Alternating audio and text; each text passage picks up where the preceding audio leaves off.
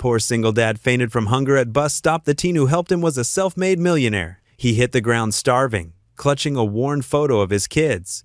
But when a stranger knelt beside him with food and a phone call that would change his life, no one guessed the boy saving him owned half the town and was about to lose everything himself. Before we get into the story, comment below where in the world you are watching from today. The harsh glow of the kitchen's lone light bulb cast shadows across Ethan Cole's tired face as he moved quietly through the pre-dawn darkness. His worn slippers made soft shuffling sounds against the linoleum floor, a floor that, like everything else in the small rental house, had seen better days. The kitchen clock read 5:45 a.m.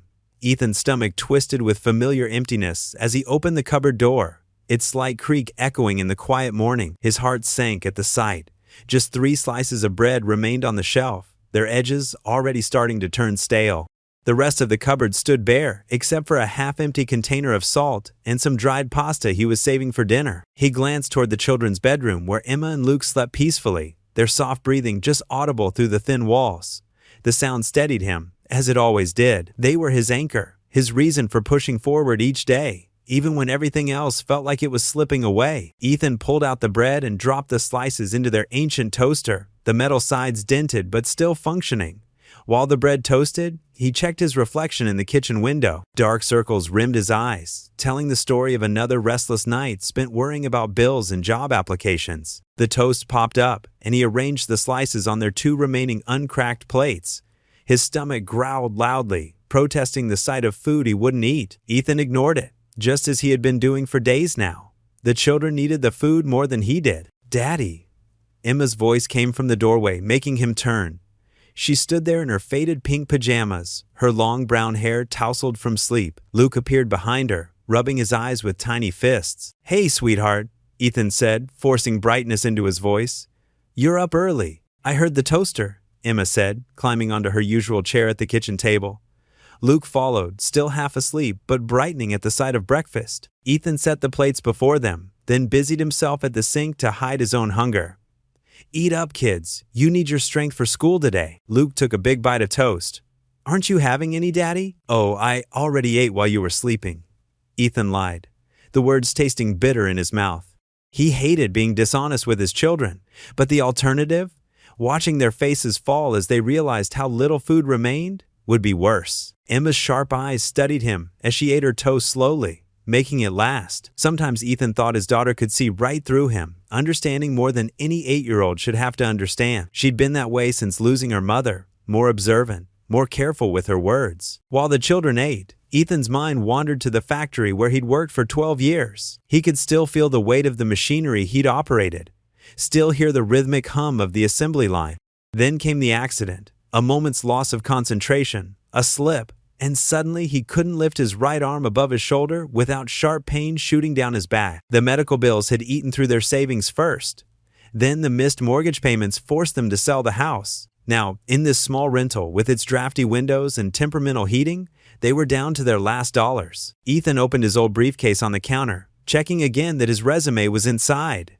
The paper was crisp. He'd spent precious printer credits at the library making fresh copies. His hand brushed against the small photo he kept in the side pocket, him and Sarah on their wedding day, both laughing at something now forgotten. He quickly closed the briefcase before the grief could surface. "Time to get ready for school," he announced, helping Luke down from his chair. "Miss Patterson will pick you up in an hour." "But what about you, Daddy?" Luke asked, clinging to Ethan's leg. "Where are you going?" Ethan knelt down, ignoring the twinge in his back. "I've got a job interview today, buddy, a really important one." "At the new factory?" Emma asked, carrying her plate to the sink. She had to stretch to reach the faucet. "That's right," Ethan nodded. "If it goes well, things will get better soon." He helped them both get dressed, making sure their clothes were clean and as unwrinkled as possible. The morning routine was familiar, checking homework folders, tying shoelaces, combing hair. Finally, with the children ready, Ethan returned to his room to dress himself. He pulled on his best shirt, worn at the cuffs but still presentable after careful ironing. His tie, one of only 2 he owned, had a small stain near the bottom that he tucked carefully into his jacket. When he emerged, Emma was waiting by the front door. She wrapped her arms around his waist, squeezing tight. "We'll be okay, Daddy," she whispered, her face pressed against his stomach. Ethan's throat tightened as he hugged her back. Her faith in him was both a blessing and a burden, a reminder of everything he had to fight for and everything he stood to lose. "I know we will, sweetheart," he managed, forcing a smile as he stepped back. Luke ran up for his own hug, and Ethan held them both close for a moment, drawing strength from their warmth and trust. Then he straightened up, grabbed his briefcase, and opened the front door. The morning air hit him like a slap, bitter cold seeping through his thin jacket. His stomach cramped again, reminding him of its emptiness. But he squared his shoulders and stepped out into the gray dawn. The late morning sun hung pale and distant in the Tennessee sky, offering little more than the illusion of warmth as Ethan trudged along the cracked sidewalk. Each step felt heavier than the last. His dress shoes, once polished to a mirror shine, but now worn thin at the soles from months of pavement pounding, scraping against the uneven concrete with a weary shuffle. The October wind whipped mercilessly through the narrow streets of their small town, cutting through his thin jacket like icy fingers, searching for every gap in the worn fabric. He'd been walking for nearly an hour now, his breath forming small clouds in the crisp air. The bus stop was still another mile away, maybe more, but his old Honda sat useless in their driveway, its gas tank as empty as their kitchen cupboards. He'd sold his truck months ago to pay the electric bill, and now even putting $5 of gas in the car felt like an impossible luxury. The memory of Emma's worried face as he'd left the house made his chest tighten with a familiar ache. She was only 8, too young to carry such heavy concerns on her small shoulders. Yet she seemed to understand more than he ever wished she did. Her wide brown eyes, so much like Sarah's, had followed him to the door, full of questions she was too thoughtful to ask. Ethan's stomach cramped sharply, a vicious reminder of the meals he'd skipped over the past 3 days. He pressed his hand against his midsection, trying to quiet the gnawing emptiness that had become his constant companion. The kids had eaten the last of the cereal that morning, and Luke had asked for seconds. Ethan had smiled and told him they were saving room for a big lunch, watching his 4-year-old son's face light up with anticipation that broke his heart. The job interview papers in his battered briefcase felt like lead weights against his hip, but they represented his last real hope. The manufacturing plant on the edge of town, the same one where he'd worked for 12 years before the accident, was hiring again. If he could just make it through the interview, if they could look past his medical leave and see the man he used to be. The wind picked up suddenly, sending a flurry of golden and crimson leaves skittering across his path like tiny dancers. Ethan pulled his jacket tighter around his thin frame, though the gesture felt futile.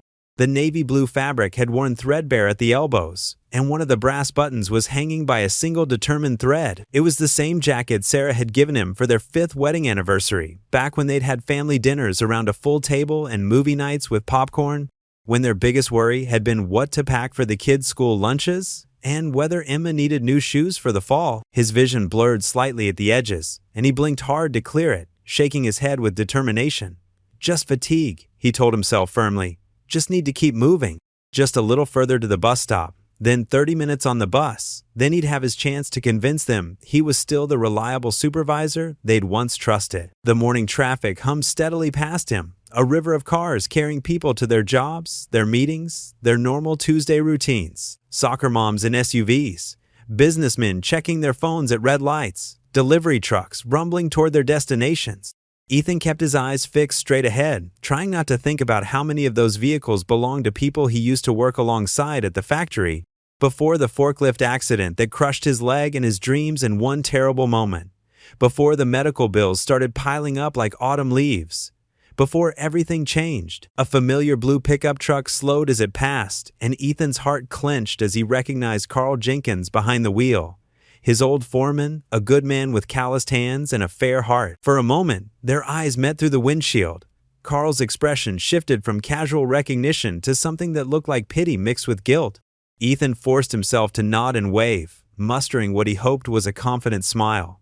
Carl returned the gesture awkwardly before accelerating away, probably heading to the same factory where Ethan hoped to work again. Finally, mercifully, the bus stop came into view. The metal bench gleamed dully under the autumn sun, its green paint chipped and faded from years of weather and waiting. A few other people had already gathered there, early shift workers heading home, an elderly woman with a cane, a teenager with a backpack slung over one shoulder. Ethan's legs felt like rubber bands stretched to their breaking point, and his chest had begun to ache with a deep, persistent throb that made each breath feel like work. The metallic taste in his mouth was getting stronger, Still, he forced himself to stand straight as he approached the small group, squaring his shoulders with what remained of his pride. Dignity was about all he had left these days. An elderly woman sat primly on one end of the bench, her silver hair neatly pinned back in an old-fashioned style, a cheerful floral print shopping bag resting at her sensible black shoes. She looked up as Ethan approached, her kind face immediately creasing with grandmother's concern.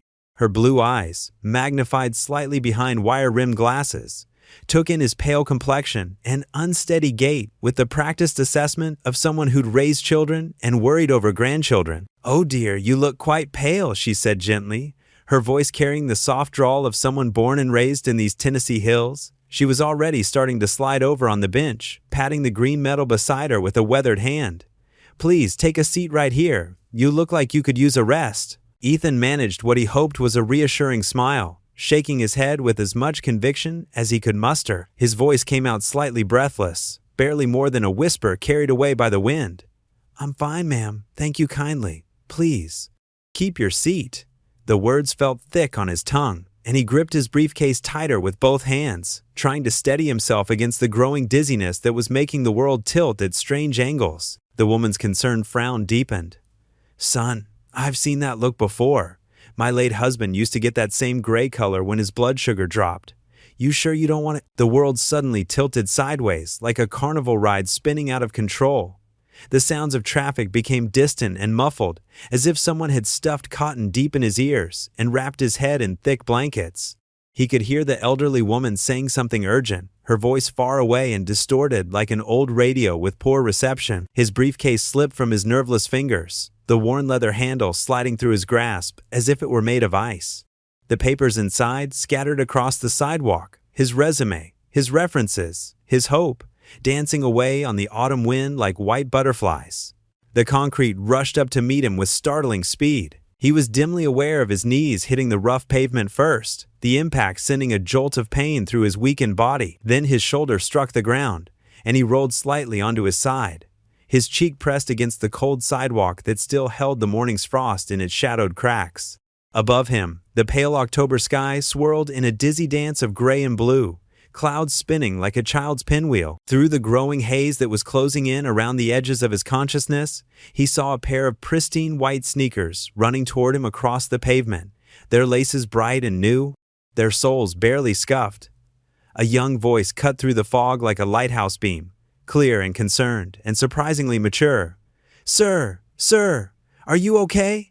Can you hear me?" Strong young hands touched his shoulder with surprising gentleness. The last thing Ethan heard before the darkness claimed him was that same voice, calling out with authority beyond its years. "Someone call 911 and get him some water." Then everything went black, and Ethan Cole collapsed into unconsciousness on a small-town sidewalk, unaware that his life was about to change forever. Ethan's eyes fluttered open to a world that slowly came into focus, like adjusting the lens on an old camera until the blurred edges sharpened into clarity. The first thing he noticed was something soft cushioning his head. A jacket, he realized, neatly folded beneath him like a makeshift pillow. The fabric smelled faintly of clean laundry and something else, maybe cedar or pine. He was still at the bus stop, lying across the cold metal bench, but now someone had positioned him carefully, thoughtfully, with his legs elevated slightly on his worn duffel bag. "Hey there," a gentle voice said from somewhere above him. "Take it easy, sir. You gave everyone quite a scare." Ethan blinked slowly, his vision clearing like fog lifting from a morning field. The world came into focus to reveal a young man, no, a boy, really, crouching beside the bench with genuine concern etched across his features. He looked about 17, maybe 18 at most, with neat brown hair that caught the weak November sunlight and kind eyes that crinkled at the corners when he smiled. There was something uncommon about those eyes, a depth that seemed to hold understanding far beyond his years. The teenager wore simple clothes, well-fitted jeans without tears or designer labels, and a plain blue sweater that looked warm but not expensive. A well-worn canvas backpack sat beside him on the concrete, the kind a student might carry to college classes. Everything about him spoke of someone who dressed for comfort rather than show. "Here," the teen said, his voice carrying a warmth that reminded Ethan of his late wife's gentle tone. He held out a wrap sandwich, turkey and Swiss from the looks of it, alongside a bottle of spring water, still cool from the store. "You should eat something. Your blood sugar's probably pretty low. Ethan tried to sit up, moving slowly as the world tilted slightly before settling back into place. His cheeks burned with the familiar heat of shame, that old companion that had been his constant shadow these past months. The bench's metal edge pressed into his back as he struggled to find his dignity among the scattered pieces of his pride. "I'm fine, really," he managed, his voice hoarser than he'd expected. "I just got a little dizzy from standing up too fast. Sometimes that happens when—" "Sir," the boy cut in gently, but there was a quiet firmness in his tone that reminded Ethan of his own father, the kind of authority that came from caring, not commanding. "You fainted. Completely out for about 15 minutes. Please take these." He gestured toward the food with a slight nod. "I got them from Martin's Deli across the street while you were unconscious, fresh made this morning." The smell of fresh bread and sliced turkey hit Ethan's empty stomach like a physical blow, making it clench and growl audibly. His mouth watered involuntarily, and he had to swallow hard to keep from grabbing the sandwich immediately. His hands trembled slightly, whether from hunger, embarrassment, or the lingering effects of fainting. He couldn't tell. Ethan's voice caught in his throat. He cleared it and tried again. "I can't pay you back right now. Maybe in a few days when I'm Tyler Brooks," the teen said instead of acknowledging Ethan's concern about payment. He settled onto the bench beside him, careful to keep a respectful distance while still remaining close enough to help if needed.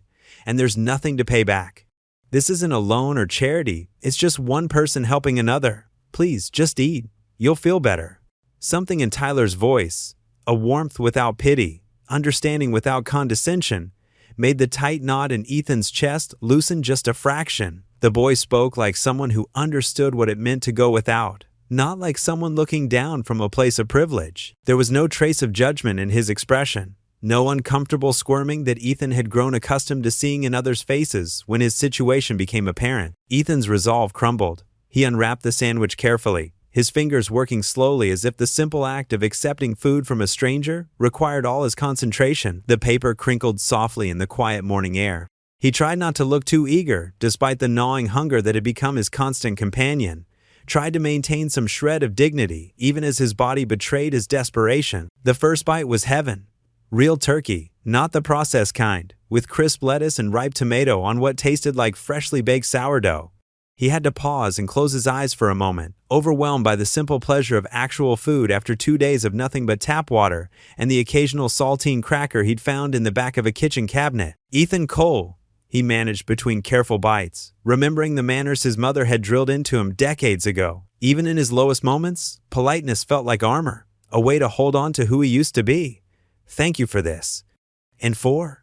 He gestured vaguely with his free hand toward the jacket that had cushioned his head. "The jacket's mine," Tyler said with an easy smile that transformed his entire face.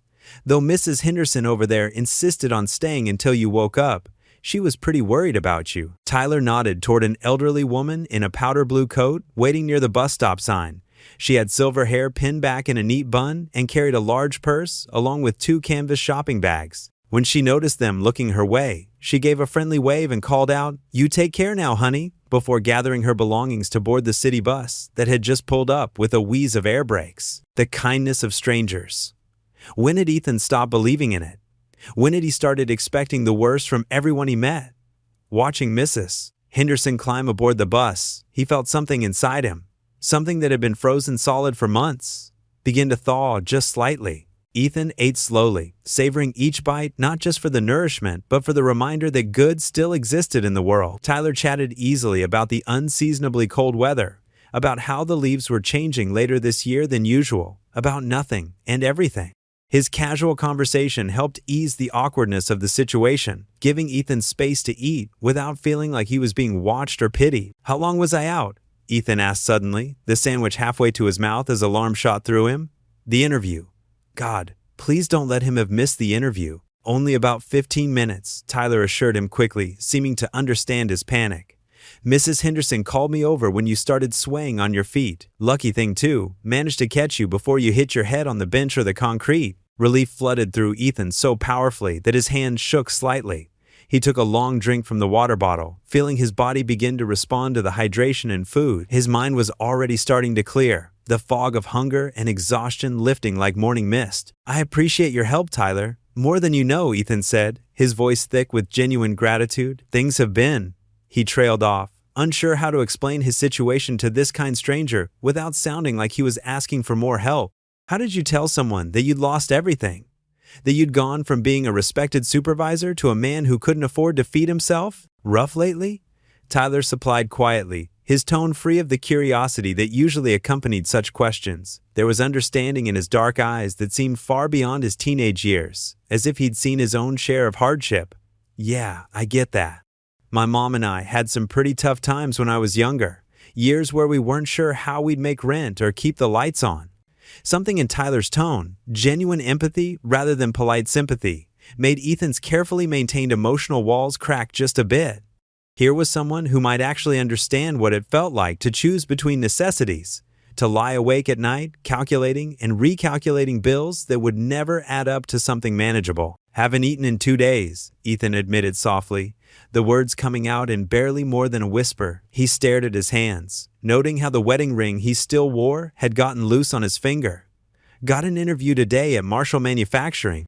Had to choose between bus fare and food for my kids' lunchboxes." He paused, swallowing hard. "Kids come first. Always. Every single time," Tyler agreed without hesitation, his voice carrying the conviction of someone who truly understood that priority. No question about it. The simple validation meant more to Ethan than Tyler could possibly know. For months, he'd questioned every decision, second-guessed every choice, wondered if he was failing his children in ways he couldn't even see. To hear someone else confirm that he'd made the right call, that his children's needs should come before his own, felt like absolution. They sat in comfortable silence for a moment while Ethan finished the last of his sandwich. The morning rush had passed, leaving the bus stop mostly empty, except for the occasional pedestrian hurrying past with their head down against the cold wind. The weak November sun struggled through the clouds, casting everything in a pale, washed-out light that matched Ethan's mood. Tyler checked his watch, a simple digital model with a black band, Ethan noticed. Nothing flashy or expensive, just functional. Even his accessories seemed chosen for practicality rather than show. "What time is your interview?" Tyler asked, his tone casual but attentive. 11:30, Ethan replied, anxiety creeping back into his voice despite the temporary relief the food had provided. He'd been planning to arrive at least 20 minutes early, hoping that punctuality might compensate for his worn clothes and desperate situation.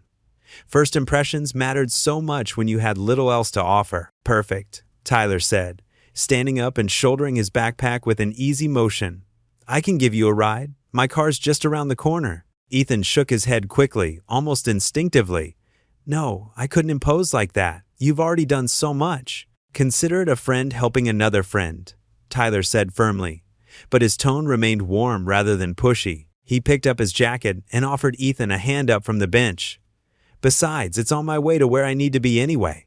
Ethan hesitated, staring at the offered hand. His pride, what little remained of it, whispered that he should refuse, that he'd accepted enough charity for one day, that he was already dangerously close to becoming the kind of person he'd once pitied. But there was something about Tyler's straightforward kindness that made it feel less like charity and more like genuine human connection, like friendship. "You're absolutely sure it's no trouble?" Ethan asked, still uncertain, his voice betraying the internal battle between desperation and dignity. "Absolutely positive," Tyler replied with that same warm smile that seemed to light up his entire face. "What are friends for?" The word friends hung in the air between them, and Ethan realized with a start that he couldn't remember the last time someone had called him that. When had he stopped having friends? When had his world shrunk down to just him and his children, isolated by circumstances and shame? He reached out and grasped Tyler's offered hand, letting the young man help pull him to his feet. The sleek silver car pulled up to the curb outside Wilson Manufacturing, its modern appearance a stark contrast to the weathered brick building. Ethan gripped his worn briefcase tightly, his knuckles white with nervous energy. The morning sun glinted off the factory's dusty windows, making him squint. "Thank you for the ride," Ethan said, his voice thick with gratitude. "Really, you've done more than enough." Tyler smiled from behind the steering wheel, his young face radiating a warmth that seemed beyond his years. "It's no problem at all, Mr. Cole. Good luck in there. You've got this." Ethan nodded, trying to draw strength from the boy's confidence. His dress shoes, scuffed but polished as best he could manage, clicked against the concrete as he made his way to the entrance. The weight of his empty stomach felt lighter now, the sandwich Tyler had given him earlier having taken the edge off his hunger. Behind him, he could hear Tyler's fingers tapping away at his phone screen. The boy had insisted on waiting, just in case.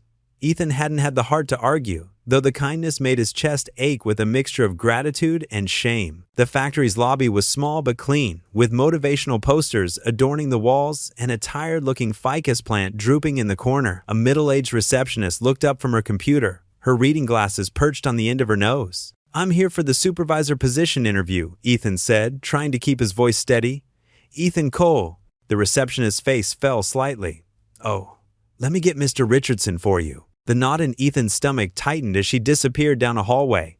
A few minutes later, a man in a navy suit emerged, his expression already apologetic. "Mr. Cole?" The man extended his hand. "I'm Dave Richardson. Please, step into my office for a moment." The office was small and cluttered with papers, the walls lined with production charts and safety regulations. Mr. Richardson gestured to a chair across from his desk. "I'm afraid I have some unfortunate news," he began, shuffling some papers on his desk. "The position was filled earlier this morning. One of our internal candidates accepted the promotion." The words hit Ethan like a physical blow. He forced himself to maintain his composure, though his hands trembled slightly in his lap. "I see," he managed to say. "Your resume is impressive," Mr. Richardson continued, holding up the paper Ethan had emailed ahead. 15 years of supervisory experience. Excellent references. We'll certainly keep your information on file for any future openings." Ethan knew what that meant. His resume would join countless others in a drawer, never to see daylight again. He stood up, legs feeling wooden. "Thank you for your time," he said quietly, extending his hand. Mr. Richardson shook it with an extra squeeze of sympathy. The walk back through the lobby felt like miles. Each step echoed with the weight of another disappointment, another dead end. The morning sunshine now seemed harsh and mocking as he pushed through the glass doors. Tyler was leaning against his car, still scrolling through his phone. He looked up as Ethan approached, and his expression shifted immediately upon seeing Ethan's face. "They filled it already," Ethan said before Tyler could ask, his voice rough. "Internal promotion." Tyler's face softened with genuine concern. "I'm sorry, Mr. Cole. That's rough." Ethan ran a hand through his hair, trying to gather his thoughts. He needed to get home, to figure out what to do next. The bus schedule was probably shot now. He'd missed his intended route while unconscious at the stop. "Listen," Tyler said, pocketing his phone. "Let me buy you lunch before I drop you home. There's a good diner just around the corner." "No, you've done too much already. I couldn't." Ethan's protest was cut short by a loud, traitorous growl from his stomach. The single sandwich from earlier had barely dented his hunger after days of next to nothing. Tyler grinned, but there was no mockery in it, only warmth. "Sounds like your stomach is outvoting you, Mr. Cole. Come on, their meatloaf special is amazing." Ethan wanted to refuse. His pride demanded it, but the thought of facing another long walk home on an empty stomach, only to return to his children with more bad news, it was too much. "Just this once," he conceded quietly. "And please, call me Ethan." Tyler's face lit up. "Great, hop in, Ethan. It's just down on Baker Street." As they pulled away from the factory, Ethan watched its brick walls recede in the side mirror. Another door closed, but somehow his despair felt different this time, less crushing, less absolute.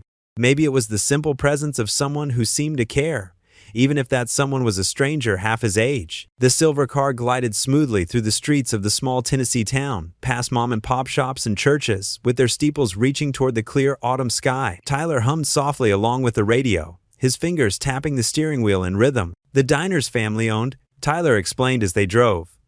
"Miss Betty's been running it for 30 years. Wait until you try her cornbread. It's like eating a piece of heaven." A small smile tugged at the corner of Ethan's mouth despite himself. The boy's enthusiasm was infectious, making it hard to hold on to the dark cloud of disappointment. They pulled into the parking lot of a classic American diner, its red and chrome exterior gleaming in the midday sunday. The neon sign proclaimed Betty's Home Cooking in cheerful, cursive letters, and through the large windows, Ethan could see the lunch crowd starting to filter in. The smell of cooking food hit him as soon as Tyler opened the car door, making his stomach growl again, louder this time. Tyler laughed good-naturedly. "Sounds like we got here just in time," he said, leading the way to the entrance. The bell above the door chimed as they stepped inside, announcing their arrival to the warm, bustling interior. The diner's interior buzzed with the comfortable hum of lunchtime conversation and clinking silverware. Warm sunlight streamed through the large windows, casting a golden glow on the red vinyl booths. A waitress in a crisp blue uniform approached their table, her name tag reading, Margaret. Her eyes settled on Ethan, and a flicker of recognition crossed her face. She'd seen him before, back when he used to bring Emma and Luke here for Saturday morning pancakes. Before everything fell apart, her smile turned gentle, almost pitying, as she pulled out her notepad. "Here you go, Ann," Margaret said softly, sliding a kid's menu toward Ethan. The paper placemat was covered in colorful cartoons and simple word puzzles. Heat crept up Ethan's neck as he stared at the $5.99 children's specials. Tyler didn't miss a beat. "We'll need 2 regular menus, please," he said firmly but politely. "And coffee for both of us?" Ethan nodded, grateful for Tyler's quick intervention. Margaret whisked away the kids' menu and returned with adult ones, her cheeks slightly flushed. "The meatloaf special's real good today," she offered, her tone apologetic. Tyler grinned. "Perfect. 2 specials then, with all the fixings, please." After Margaret left, silence settled between them. Ethan fidgeted with his paper napkin, folding and unfolding the corners. The diner's walls were covered in old photographs of the town, and his eyes landed on one from the factory's early days. He remembered better times, when he'd supervised the evening shift, when his wallet wasn't empty, when Sarah was still. "You know," Tyler said, interrupting Ethan's thoughts, "my mom used to fold napkins like that when she was worried about bills." Ethan's hands stilled. He looked up at Tyler, really studying him for the first time. Despite his expensive clothes and car, there was something in the boy's eyes that spoke of understanding, not pity. "It's been hard," Ethan found himself saying. The words came slowly at first, then faster, like a dam breaking.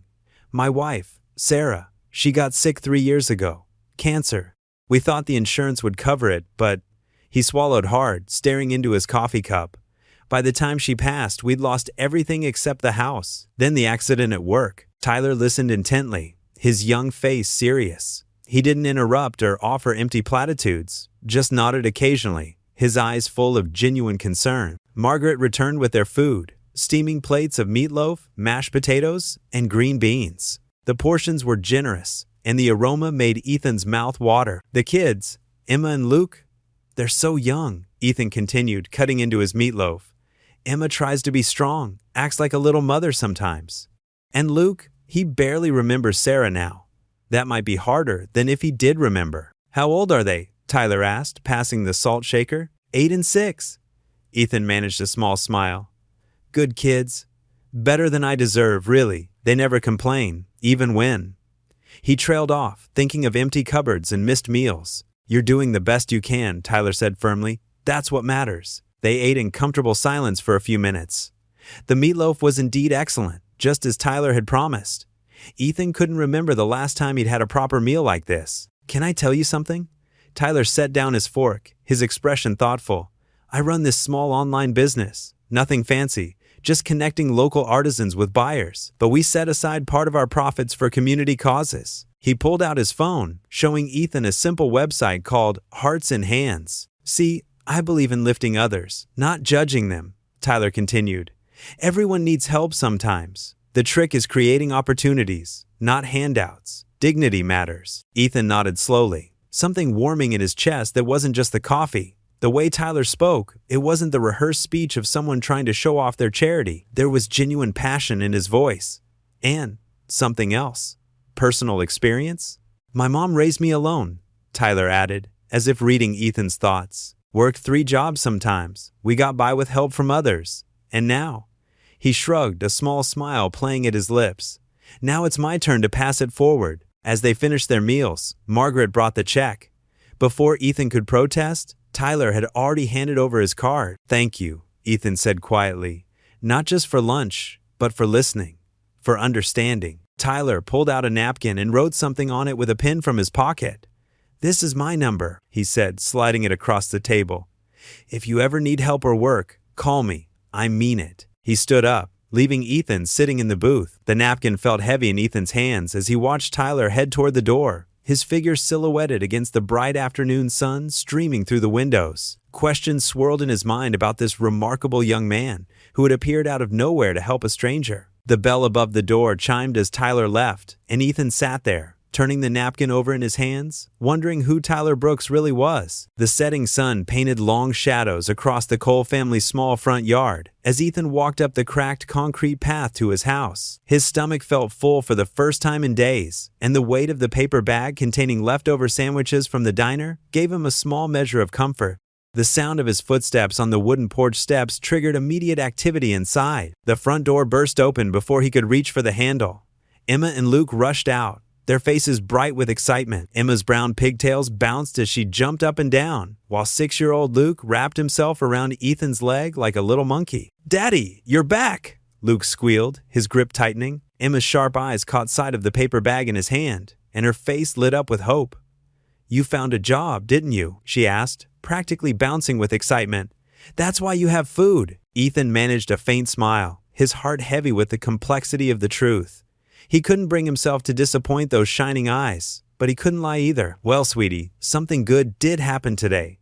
Let's go inside, and I'll tell you all about it." The children followed him into their modest kitchen, where the bare cupboards stood as silent reminders of their situation. Ethan set the bag on the small table and lifted Luke into his chair while Emma climbed into hers, both children watching eagerly as he unpacked the sandwiches. "I met someone today," Ethan began, carefully splitting a turkey sandwich between his children. "A very kind young man named Tyler. Is he nice?" Luke asked through a mouthful of bread. "The nicest?" Ethan confirmed, watching them eat with relief in his heart. "He's just a teenager, but he has a big heart. When I wasn't feeling well at the bus stop, he helped me out." Emma's forehead wrinkled with concern. "You weren't feeling well? Why didn't you tell us?" Ethan reached across the table and squeezed her small hand. "Just a little dizzy spell, sweetheart. But Tyler, he made sure I was okay. He bought me lunch and even drove me to my interview." "Like a guardian angel," Emma declared, her eyes wide with wonder. Ethan couldn't help but smile at her innocent assessment. "You know what? Maybe he was." As they ate, Ethan shared more details about Tyler, carefully editing out the more worrying parts of his day. He described Tyler's kind eyes and gentle manner, his determination to help a stranger, and how he'd insisted on buying lunch. The children hung on every word, their imaginations painting Tyler as a mysterious hero. "Can we meet him?" Luke asked hopefully. "Maybe someday," Ethan replied, though uncertainty gnawed at him. Would Tyler really want anything more to do with their family's struggles? The evening passed with an unusual peace settling over their small home. The weight of constant worry that had been Ethan's companion for months seemed lighter, if only temporarily. After dinner, he helped Luke with his reading homework while Emma worked on her math problems at the kitchen table, her pencil moving with careful determination. When bedtime came, both children went without their usual protests. Perhaps the full meals in their bellies had made them sleepy, or maybe they sensed their father's improved mood and didn't want to disturb it. Ethan tucked them in, kissing their foreheads and whispering, "I love you," to each one. "Daddy," Emma called as he reached her bedroom door. "Yes, sweetie? I'm glad you met Tyler today," she said softly. "You smiled more tonight." Ethan's throat tightened with emotion. "Get some sleep, Angel," he managed to say before quietly closing her door. In the silence of the living room, Ethan sank into his worn armchair and pulled out the napkin with Tyler's number. The blue ink stood out against the white paper, the digits neat and clear. His thumb traced over the numbers as doubt crept in. Pride warred with necessity in his mind. Tyler had already done so much. Was it right to accept more help? But then he thought of Emma's observant words about his smile, of Luke's eager questions about their mysterious benefactor. He thought about the empty cupboards and the stack of unpaid bills in his drawer. With slightly trembling fingers, Ethan pulled out his old flip phone. He stared at it for several long moments, composing and rejecting different messages in his mind. Finally, he typed out a simple text. "Thank you again for today." He pressed send before he could second-guess himself, then set the phone down on the small table beside his chair. He didn't expect an immediate response. It was getting late, and surely Tyler had better things to do than... The phone buzzed, making him jump. The screen lit up with a new message. Ethan picked it up and read Tyler's reply. "Glad you're okay. Let's meet tomorrow. I have an idea." The morning sun streamed through the windows of the Corner Cup coffee shop, casting warm patches of light across the worn wooden tables. Ethan sat nervously in a corner booth, his fingers wrapped around a paper cup of black coffee that Tyler had insisted on buying. The coffee shop hummed with the quiet conversations of early morning customers and the gentle whir of the espresso machine. Tyler breezed through the door right on time, carrying a sleek laptop bag and wearing a simple blue sweater that made him look even younger than his 17 years. His easy smile put Ethan at ease, though Ethan couldn't help but notice how out of place he felt in his own threadbare jacket. "Good morning, Mr. Cole." Tyler slid into the seat across from him, already pulling out his laptop. "I hope you don't mind, but I got here a little early and ordered us some breakfast sandwiches." "Tyler, you really don't have to," Ethan began, but Tyler waved off his protest. "Please, let's just eat while we talk. I have something important to share with you." As if on cue, a waitress appeared with 2 steaming sandwiches wrapped in paper. Tyler opened his laptop and turned it toward Ethan. The screen showed a professional-looking website with the words "Hearts and Hands" across the top, accompanied by photos of smiling families and community events. "This is my main project," Tyler explained, his voice filled with quiet passion. "Everyone knows about big charities, but sometimes people fall through the cracks. They need more than just handouts. They need a chance to rebuild their dignity." Ethan nodded, understanding all too well. His throat tightened as he thought of the empty cupboards at home. "The program is pretty simple," Tyler continued, scrolling through the website. "We connect struggling parents with part-time work opportunities. Sometimes it's helping organize donation drives. Sometimes it's basic warehouse logistics, or even teaching others their skills. The point is, everyone has something to offer." Ethan took a bite of his sandwich to hide his emotion. The warmth of the food and Tyler's sincere words made his chest ache with hope, a feeling he'd almost forgotten. "I'll be honest with you, Mr. Cole. When I saw you yesterday at the bus stop, I recognized that look. My mom had the same look when I was younger, trying to keep our family afloat by herself." Tyler's voice softened.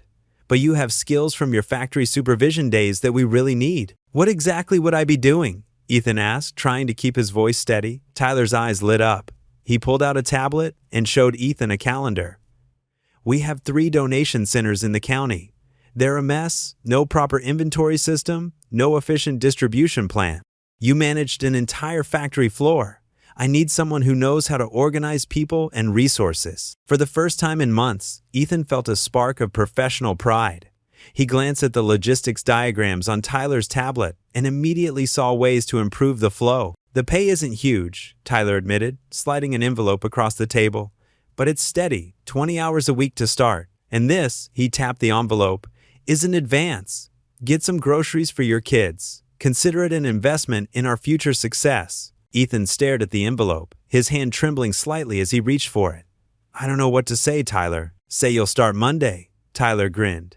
9 a.m. at the main center. I'll text you the address." They spent the next hour going over basic details, schedule, responsibilities, and the center's layout. Tyler's enthusiasm was contagious, and Ethan found himself making suggestions about storage solutions and volunteer coordination. As they wrapped up their meeting, Tyler's phone buzzed with messages.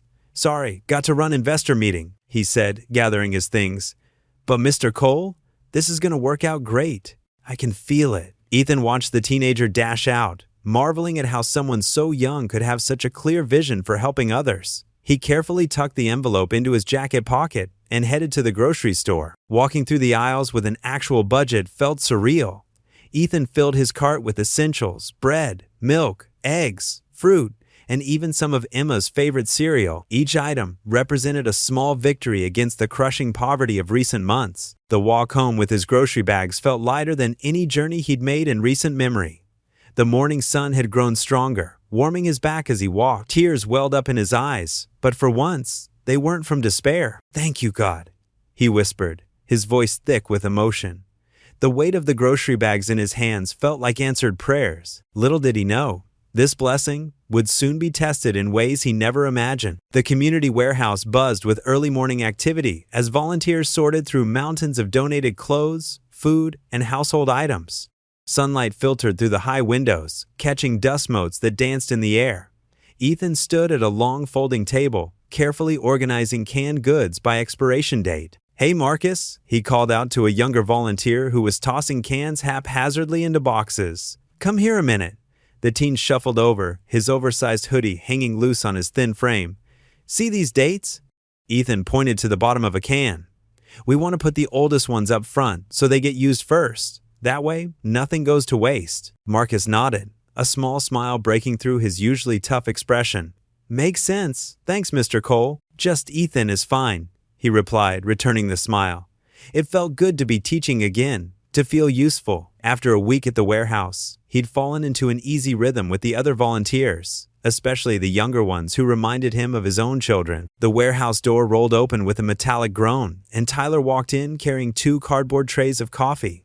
"Morning, everyone," he called out, setting the drinks on a nearby table. "Thought you all could use a pick-me-up." The volunteers gathered around, grateful for the warm beverages. Ethan noticed how Tyler greeted each person by name, asking about their families or following up on previous conversations. Despite being worth millions, the teen wore simple jeans and a plain t-shirt, helping sort donations alongside everyone else. "How's the new system working out?" Tyler asked, joining Ethan at his station. "Really well," Ethan replied, gesturing to the organized shelves. "We've got better inventory control now, and the families can find what they need much faster." He paused, feeling a surge of pride. "Some of the kids are really catching on too," Tyler beamed. "I knew you'd be perfect for this. You've got a way with people, especially the younger ones." Ethan felt his chest tighten with emotion. In just a week, Tyler had become like the son he never had. Their age difference melting away in the face of their shared mission. They worked side by side through the morning, trading stories and gentle jokes. Around noon, Tyler's phone buzzed. His face fell as he read the screen. "Everything okay?" Ethan asked, noting the sudden change. "Just some stuff online," Tyler mumbled, quickly pocketing the phone. But later, during lunch break, Ethan caught him scrolling through what looked like social media comments, his shoulders tense. The afternoon brought a steady stream of families picking up supplies. Ethan watched Tyler interact with each one, his genuine care evident in every interaction. A young mother with 3 small children came in, looking overwhelmed.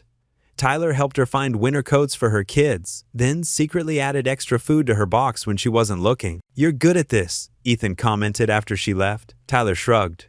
"Mom always said blessed to be a blessing." His phone buzzed again, and this time Ethan glimpsed the screen. "Hearts and hands equals scam. Don't trust this fake charity." "Want to talk about it?" Ethan asked quietly. Tyler hesitated.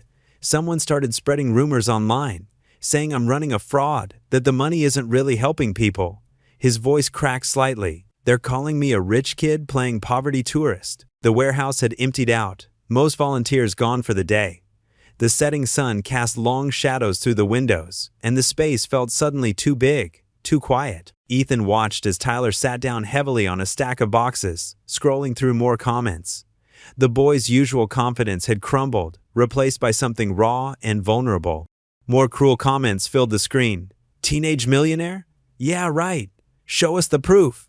And "Who does this kid think he's fooling?" Ethan remembered his own dark moments of doubt, the nights when he'd questioned everything. He moved closer, placing a gentle hand on Tyler's shoulder.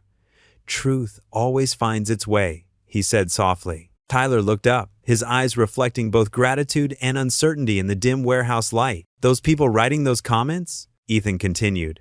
"They weren't here today. They didn't see that mother's face when you found coats for her kids. They don't see the real work happening in this warehouse every single day." A door slammed somewhere in the building, echoing through the empty space. Tyler's phone continued to buzz with notifications, but he didn't look at it again. Instead, he stared at the shelves of sorted donations, at the boxes ready for tomorrow's families, at the simple evidence of good work done well. Ethan squeezed his shoulder once more, the gesture carrying the weight of understanding that only comes from having weathered similar storms. In that quiet moment, as darkness settled outside and the warehouse grew still, 2 souls connected by circumstance found strength in each other's presence. The morning sun cast long shadows through the warehouse windows as Tyler sat hunched over his laptop, his usual bright demeanor dimmed. Dark circles shadowed his eyes, evidence of another sleepless night. Ethan watched from across the room, his heart heavy, as he witnessed the 17-year-old's shoulders slump further with each email he opened. "Another one gone," Tyler muttered, running his fingers through his disheveled hair. "Third partner this morning." Ethan set down the box he was carrying and walked over. The screen displayed a harsh message from a business partner, filled with accusations about Hearts and Hands being a fraudulent operation. The words stung even from a distance. "We cannot risk our reputation by associating with an organization under such scrutiny. They're saying I'm too young to run something legitimate," Tyler said, his voice barely above a whisper. "That I must be running some kind of scam." He clicked through several news articles, each headline more damaging than the last. "Teen Millionaire's charity under investigation. Hearts and Hands helper hoax." The warehouse felt eerily quiet now, with only the hum of fluorescent lights overhead. Several volunteers cast worried glances in their direction, whispering among themselves. Ethan noticed Tyler's hands trembling slightly as he closed another angry email. "I just wanted to help people," Tyler said, closing his eyes. "Like my mom helped others when we had nothing."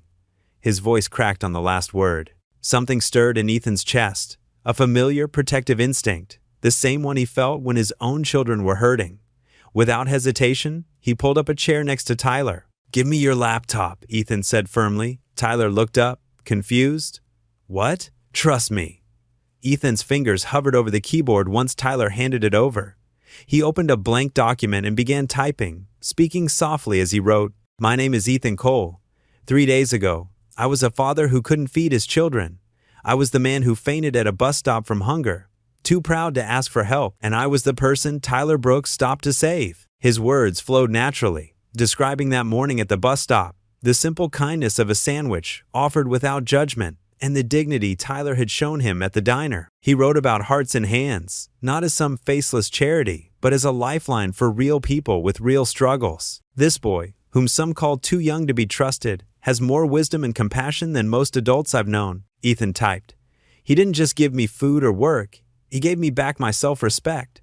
How do you measure the worth of that?" Tyler read over his shoulder, silent tears rolling down his cheeks. Ethan kept writing, describing the warehouse full of volunteers, the families being helped, the community being rebuilt, one act of kindness at a time. By mid-morning, Ethan's letter had been shared thousands of times. Local news stations picked up the story. Other families helped by Hearts and Hands began adding their own testimonials. The tide of public opinion started to shift, but as one crisis began to ease, another loomed. Ethan's phone buzzed with a text from Carl Jenkins, his old foreman at the factory. "Place is shutting down. Corporate says we're not profitable enough. 200 families about to lose everything." Ethan's stomach clenched.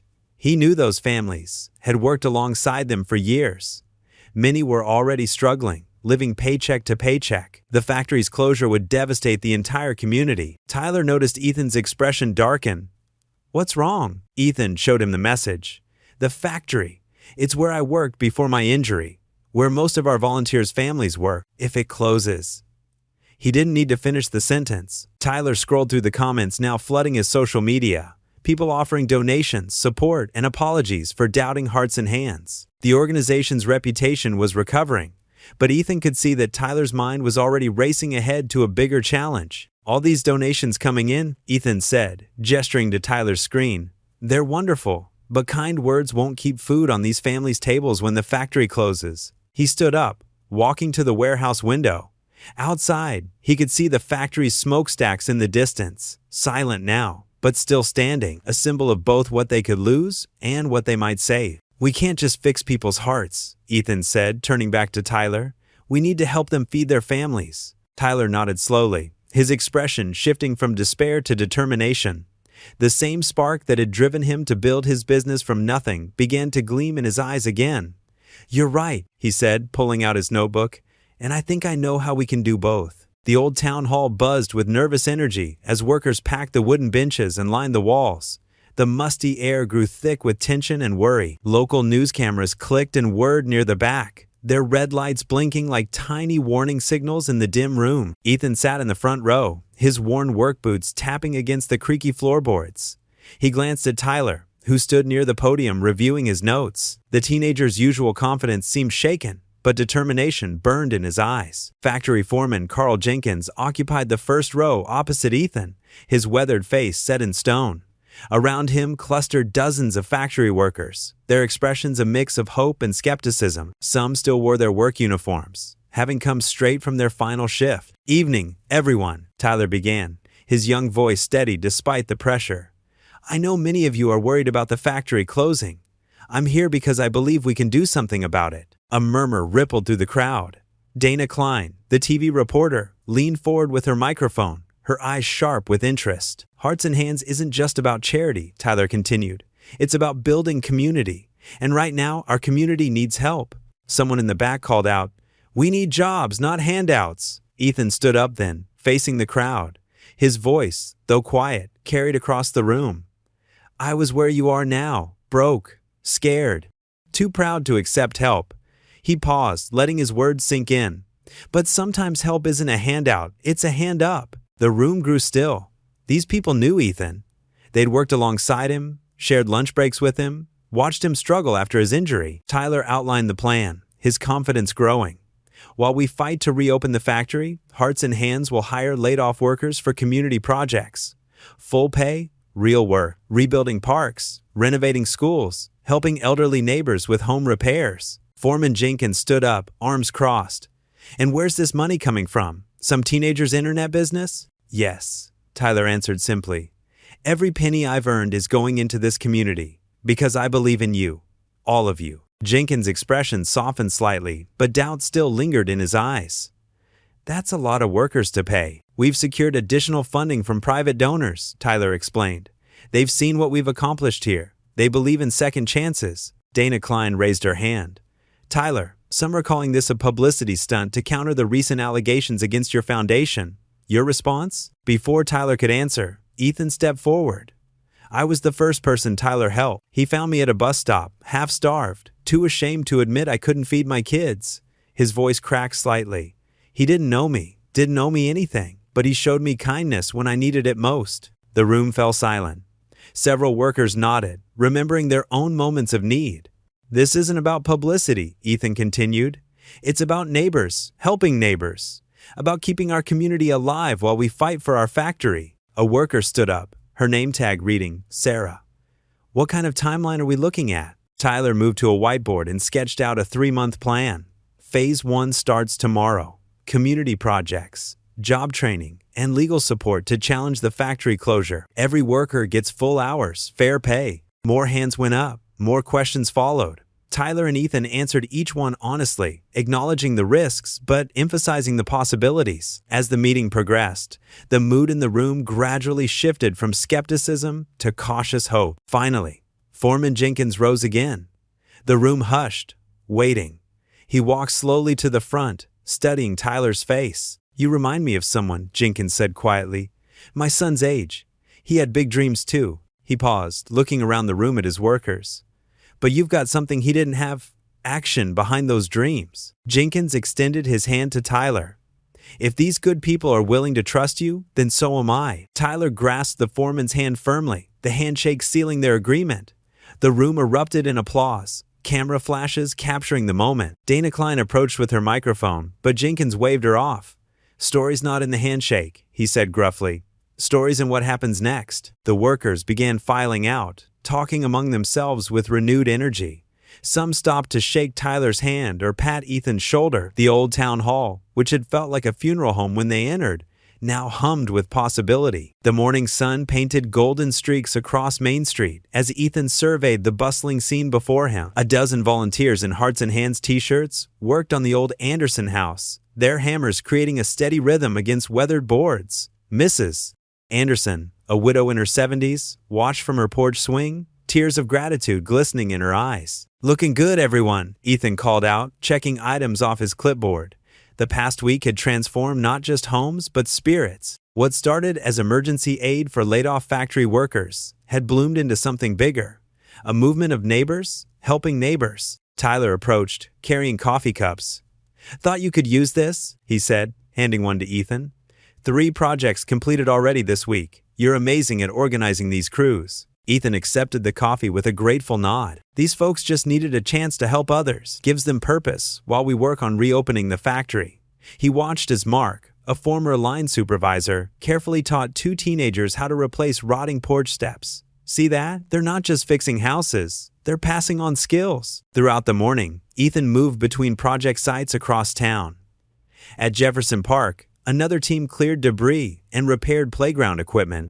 Children watched excitedly as fresh paint brightened their rusty swing set. Parents who lost jobs worked alongside retirees and high school students, their shared purpose bridging old divides. At lunch, they gathered in the community center. The space hummed with conversation as workers shared sandwiches and stories. Ethan noticed how people who'd once barely nodded to each other now sat together, laughing and planning future projects. Mr. Cole, called Sarah, a local reporter from the Chronicle.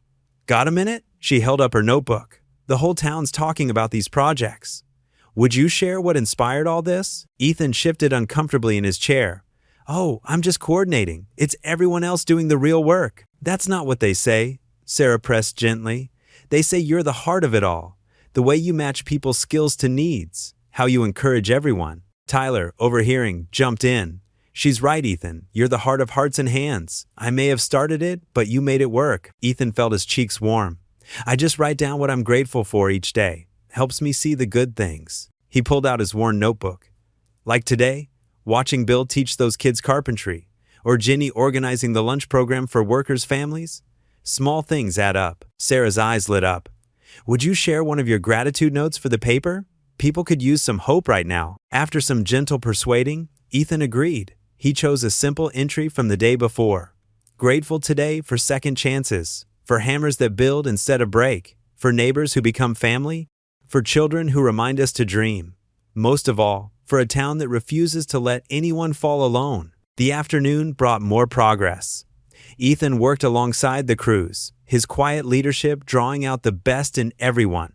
When Mrs. Peterson worried about accepting help with her leaking roof, he shared his own story of learning to receive grace through hard times. As evening approached, the work sites wound down. Ethan headed home, his shirt dusty but his heart full. Emma and Luke ran to meet him at the door, eager to hear about the day's adventures. Did you fix Mrs. Anderson's house? Emma asked, helping him remove his work boots. We sure did, sweetheart. The whole team pitched in. Luke tugged his sleeve. Can we help tomorrow? I'm good at painting. Ethan smiled, leading them to their bedroom. Maybe on the weekend. Right now, it's bedtime for my favorite helpers. As he tucked them in, Emma asked sleepily, Daddy, why are you always smiling now? Ethan sat on the edge of the bed, smoothing her hair. Because I learned something important. Good things happen when we choose hope. Luke yawned. Like when Tyler helped us? Exactly like that, buddy. Ethan kissed their foreheads and turned out the light. In the living room, he heard distant thunder rumbling. Dark clouds gathered on the horizon, their shapes ominous against the setting Sunday. The wind picked up, rattling the window panes gently. The morning dew still clung to the grass when the television van pulled up outside the Hearts and Hands warehouse. Cameramen and producers bustled about, setting up equipment while Ethan watched from the doorway, tugging nervously at his collar. You look fine, Tyler assured him, straightening his own tie. At 17, he somehow seemed more comfortable with the media attention than Ethan. Just be yourself. That's what people connect with. The news anchor, Sarah Chin, approached them with a warm smile. Her red blazer looked stark against the worn brick building behind her.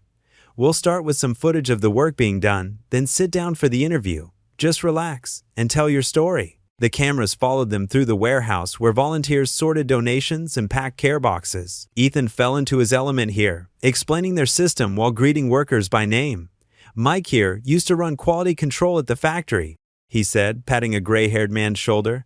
Now he makes sure every family gets exactly what they need. They filmed the loading dock where trucks departed for deliveries, the classroom where job training sessions were held, and the community garden started by laid-off workers. Tyler spoke about the program's vision, while Ethan shared personal stories of lives changed. Finally, they settled into the small office for the formal interview. Sarah sat across from them, notepad ready. Tyler, you're 17 and already running $1 million operation. What drives you? Tyler's answer came from the heart. When I was little, my mom worked 3 jobs to keep us fed. I promised myself if I ever made it, I'd help others like us. But honestly, he gestured to Ethan. He's the real hero here. I just provided resources. He showed us how to use them right. Ethan, Sarah turned to him. You went from needing help to helping hundreds. How does that feel? Ethan's voice softened. Humbling. When Tyler found me at that bus stop, I'd lost hope.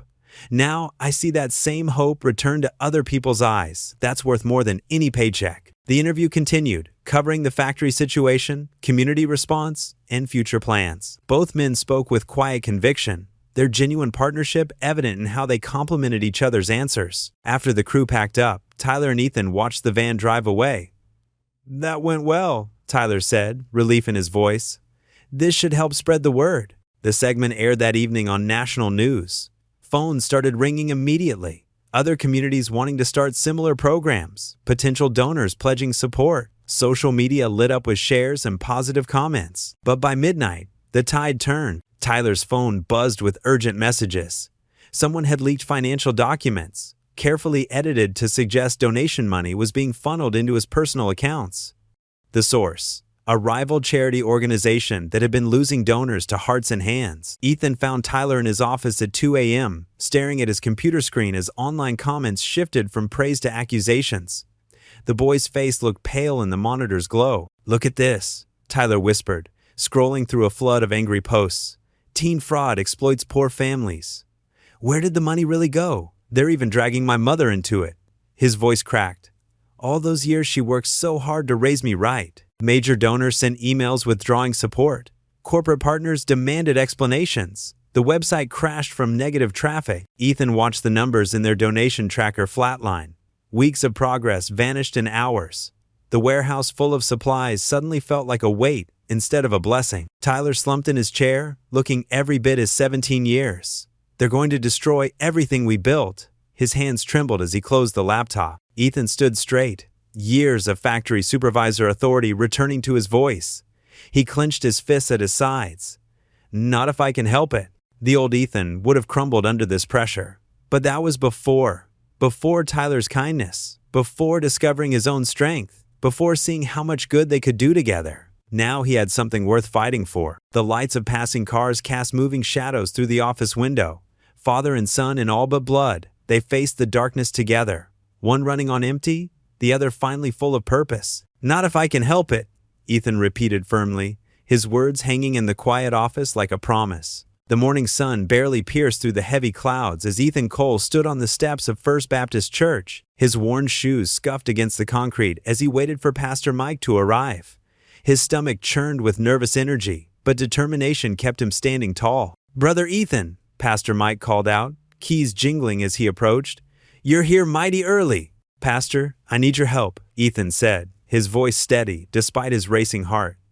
"Tyler Brooks, the young man who's been helping so many of us, he's being attacked with lies. I have to set things right." Inside the church office, Ethan shared everything: how Tyler had found him at his lowest moment, how the teen had built a program that lifted up dozens of local families, and how false accusations now threatened to destroy it all. "Let me make some calls," Pastor Mike said, reaching for his phone. "We'll gather the Ministerial Alliance this morning. These other churches need to hear your story." By mid-morning, Ethan had spoken to 3 different congregations.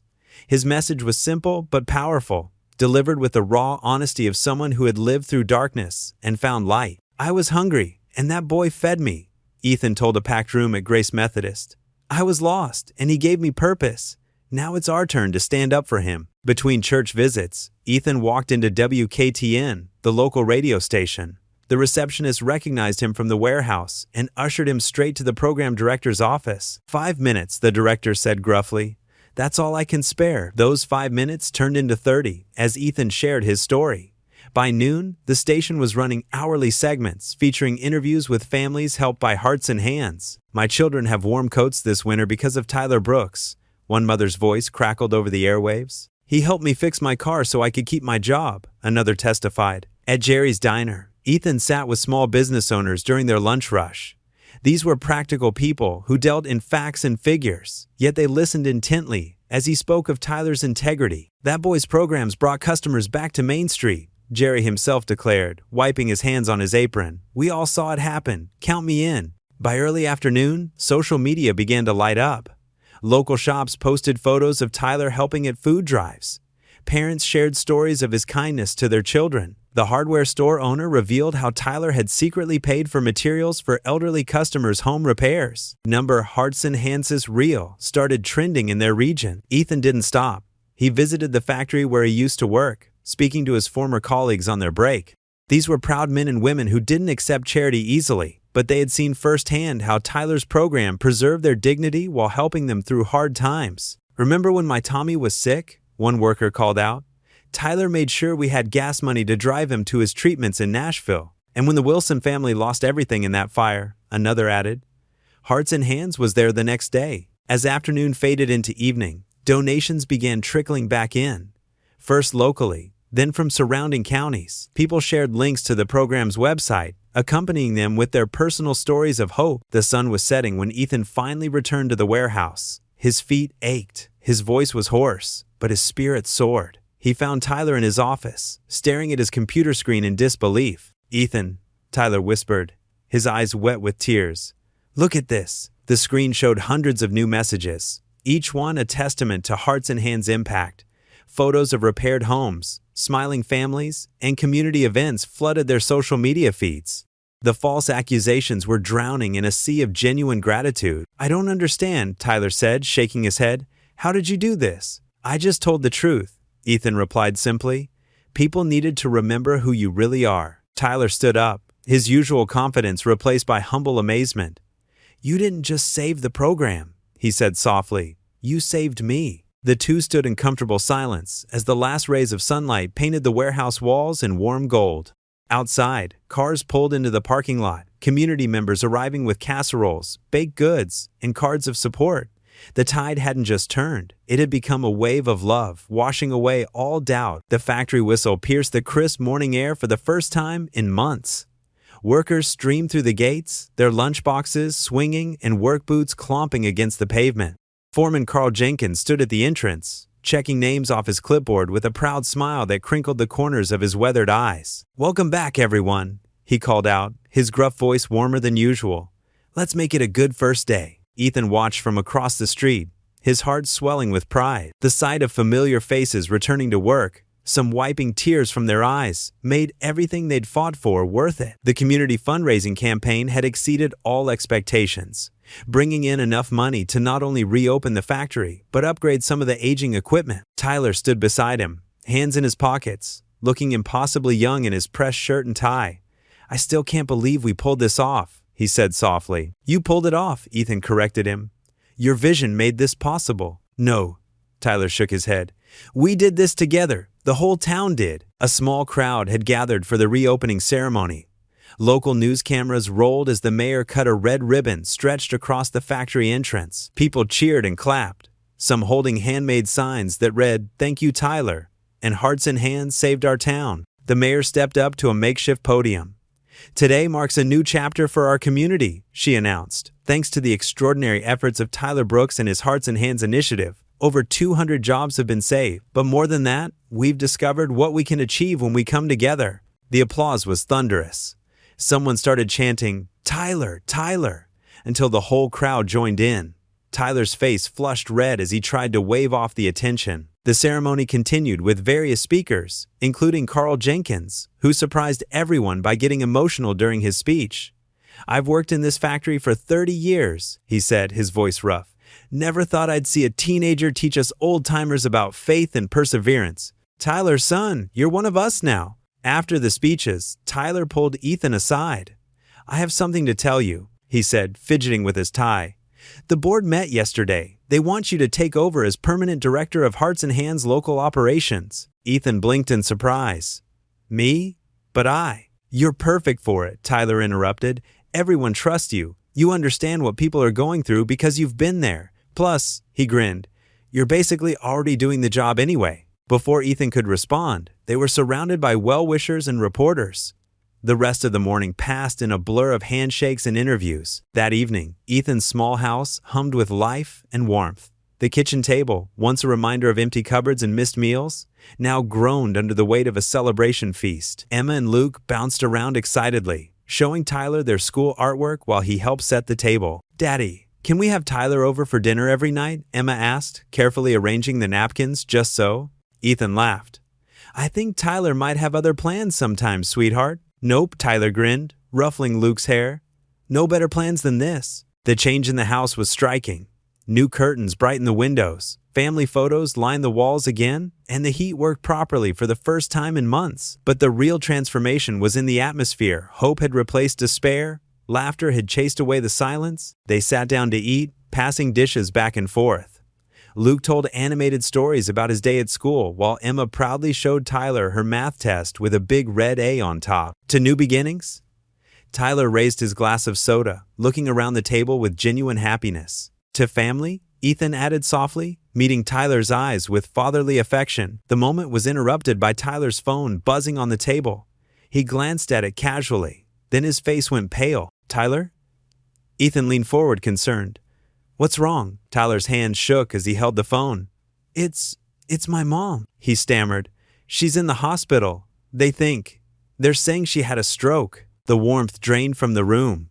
Emma and Luke fell silent, their young faces clouded with worry. I have to go. Tyler stood up so quickly his chair nearly toppled. I need to. Give me your keys, Ethan said firmly, standing up. You're in no condition to drive. But Tyler was already stumbling toward the door, fumbling with his jacket. The hospital's 3 hours away. I have to get there. Tyler! Ethan caught his arm. At least let me. But Tyler pulled away, his eyes wild with fear. She's all I have, he choked out. Then he was gone, the screen door banging shut behind him. Through the window, they watched his car peel away into the darkness, leaving their celebration in shocked silence. Emma clutched her father's hand. Is Tyler's mommy going to be okay? Ethan pulled his daughter close, staring at the empty doorway where their young friend had disappeared. I don't know, sweetheart, he whispered. I don't know. The sounds of Tyler's car faded into the distance, leaving only the quiet tick of the kitchen clock and the cooling plates of forgotten food on the table. The fluorescent lights hummed quietly in the sterile hospital corridor as Ethan made his way through the maze of identical doorways. His worn shoes squeaked against the polished floor, each step echoing in the hushed atmosphere of the late-night ward. Room 412? He found it at last. Through the door's window, he saw Tyler's hunched form. The boy who usually stood so tall now looked small and fragile in the dim hospital lighting. Ethan's heart ached at the sight. He entered softly, not wanting to startle Tyler, who sat motionless beside the hospital bed where his mother lay. The steady beep of monitors provided a rhythmic backdrop to the scene. Medical tubes and wires created a web around Mrs. Brooks's still form, her face peaceful despite the machines surrounding her. Tyler didn't look up when Ethan placed a gentle hand on his shoulder, but his body tensed slightly at the touch before relaxing again. His eyes were red-rimmed, and dark circles beneath them testified to hours of worried vigilance. Hey, Ethan said softly, pulling up another chair. I came as soon as I got the kids settled with Mrs. Henderson next door. Tyler nodded, his gaze fixed on his mother's face. You didn't have to come, he whispered, voice rough from crying. Yes, I did. Ethan squeezed his shoulder. That's what family does. They sat in companionable silence for several minutes, watching the slow rise and fall of Mrs. Brooks' chest. The night shift nurse came in to check vitals, offering them both sympathetic smiles as she worked. When she finished, she turned to Tyler. Dr. Matthews would like to speak with you about your mother's condition. He'll be here in a few minutes. Tyler's hands clenched in his lap. Will you stay? He asked Ethan, sounding younger than his 17 years. Of course. The doctor arrived shortly after, clipboard in hand. He was middle-aged with kind eyes behind wire-rimmed glasses. Mr. Brooks, he began, I've reviewed your mother's latest scans. The stroke affected a significant portion of her left hemisphere. While she's stable now, we're seeing considerable impact on the brain areas controlling speech and movement on her right side. Tyler's breathing quickened. But she'll recover, right? She's always been strong. Dr. Matthews' expression softened. Recovery from this type of stroke is possible, but it will require extensive rehabilitation. We're looking at months of therapy. And even then, some effects may be permanent. This is my fault, Tyler whispered after the doctor left. His shoulders began to shake. I've been so busy with the foundation, the business, everything. She was working 2 jobs to help me when I started out, and I never made her stop. I should have taken better care of her. Tyler, look at me, Ethan said firmly. When the boy raised his tear-stained face, Ethan continued. Your mother has been proud of every single thing you've done. I've heard her tell everyone at the community center about her amazing son who helps so many people. But I didn't help her enough. Tyler's voice cracked. I was too focused on saving everyone else. Ethan leaned forward in his chair. You know what I see when I look at you? I see a boy who turned his success into a way to lift others up. Where do you think you learned that kind of compassion? From her. She raised you to have a heart for people, and that's exactly what you've done. Tyler wiped his eyes with his sleeve. I'm scared, Ethan. She's all I have. That's not true anymore, Ethan said quietly. You have me. You have Emma and Luke who think you hang the moon. You have an entire town of people whose lives you've touched. They fell silent again, watching the first hints of dawn appear through the window. The sky began to lighten, turning from black to deep blue, then to soft purple. A new day was coming, whether they were ready or not. When Sarah, my wife, was sick, Ethan said slowly, I spent a lot of nights like this, watching her sleep, bargaining with God, blaming myself for not noticing the symptoms sooner. He paused, gathering his thoughts. But you know what I learned? Sometimes the strongest thing we can do is just be present. Your mother knows you're here. She feels it. Tyler reached out and took his mother's hand, careful not to disturb the IV line. I don't know how to do this, he admitted, how to be strong enough for her. You don't have to know right now, Ethan assured him. We'll figure it out together, day by day. The rising sun painted the hospital room in soft golden light. Mrs. Brooks's face seemed to glow in the morning rays, and for a moment, Ethan was struck by how much Tyler resembled her. The same determined set to their jaw, the same gentle spirit in their features. He squeezed Tyler's shoulder again and said softly, "The same God who sent you to me won't abandon you now." Tyler looked up at him, hope flickering in his tired eyes. Outside the window, dawn had broken fully, marking the start of a new day and all its uncertainties. But in that moment, they both knew they wouldn't face them alone. The morning sun cast long shadows through the Hearts and Hands warehouse windows, but the usual bustle was missing. Ethan stood alone among the towering shelves of donations, checking his phone for the 100th time. No messages from Tyler. He rubbed his tired eyes and picked up another box of canned goods, his movements mechanical. The sound of his footsteps echoed in the empty space, where volunteers used to chat and laugh. 3 days had passed since Tyler disappeared into his mother's hospital room, and the silence in his absence felt deafening. Sarah, one of their regular volunteers, poked her head through the door. "Mr. Cole, Channel 5 is outside again. They're asking about the program's future." Ethan's shoulders tensed. "Tell them no comment for now, please." After she left, he slumped against a shelf, letting out a heavy breath. The local news had been circling like vultures since word got out about Tyler's absence. Their phones rang constantly with worried donors and partner organizations demanding answers. Back in his cramped office, really just a converted storage closet, Ethan faced a growing stack of paperwork. Purchase orders needed approval, donation receipts awaited processing, and 3 different churches had called about their weekly food distribution programs.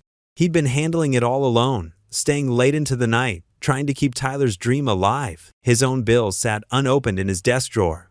The irony wasn't lost on him. Here he was, running a charity, while his own electricity warning notice glared at him from beneath a pile of forms. But he couldn't think about that now. Too many people were counting on them. The office phone rang again. Ethan recognized the number. It was their biggest corporate donor, Hearts and Hands. "This is Ethan Cole speaking." "Mr. Cole, this is Richard Martinez from Riverside Corp." The man's voice was crisp, businesslike. "We're concerned about recent developments. The media coverage about Miss Brooks' disappearance." "Tyler's dealing with a family emergency," Ethan interrupted, trying to keep his voice steady. "The program is continuing as normal. Nevertheless, our board requires assurance about the foundation's stability. Without Mr. Brooks' direct involvement." Ethan's free hand clenched into a fist. "Sir, every dollar you've donated has helped real families in real crisis. That hasn't changed. We'll need to review our commitment.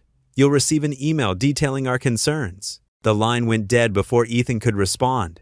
He set the phone down carefully, fighting the urge to throw it across the room. By afternoon, the whispers had grown louder. Ethan overheard 2 volunteers in the sorting area. "I heard the whole thing shutting down.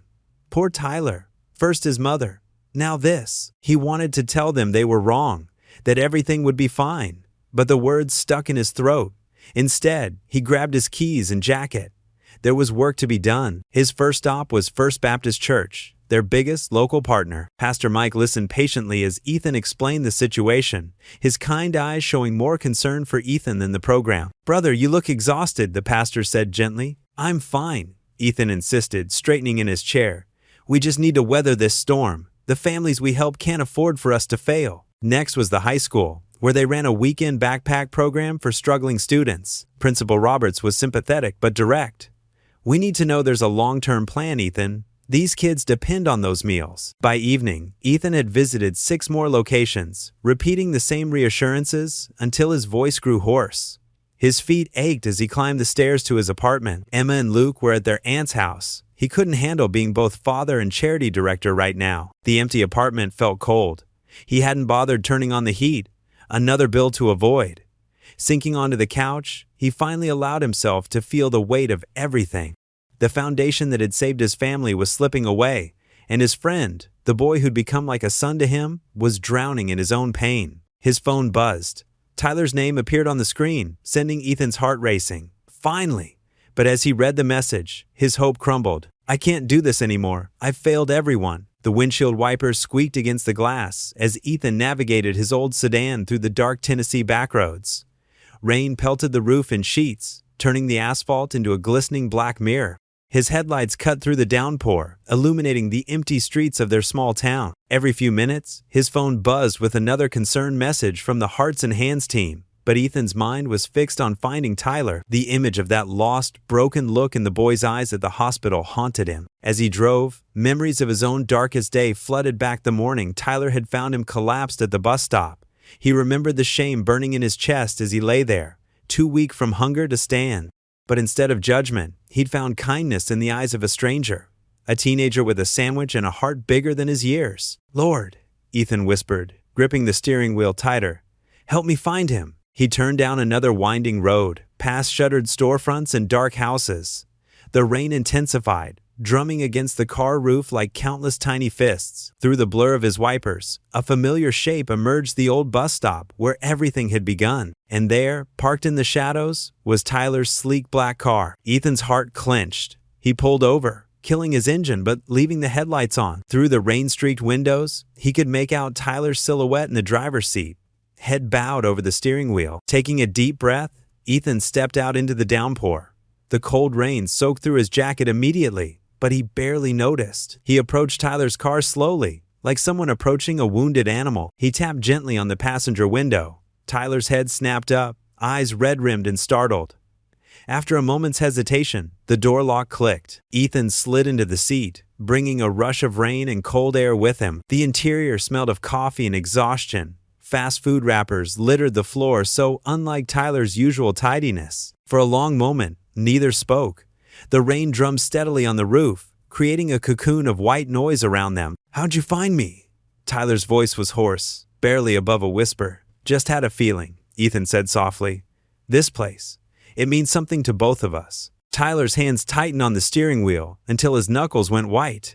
"I got the final numbers today. The foundation's broke. All our corporate sponsors pulled out, even my personal accounts." He swallowed hard.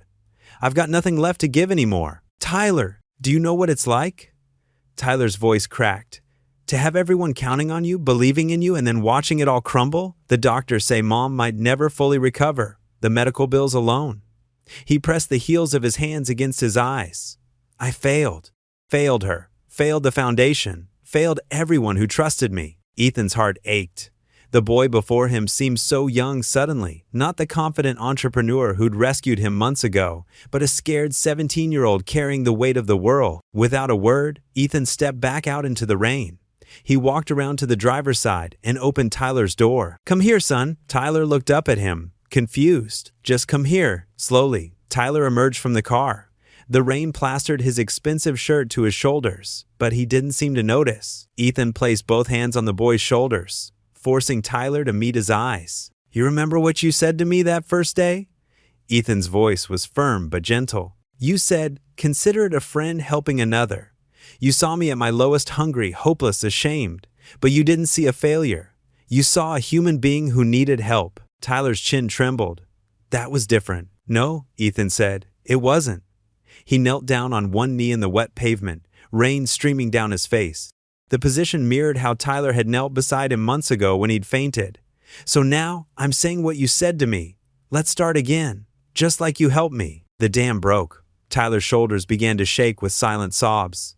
Ethan stood and pulled him into a tight embrace, holding him as the rain poured down around them. "I'm scared," Tyler whispered against Ethan's shoulder. "I know, but you're not alone anymore." Ethan's voice was thick with emotion.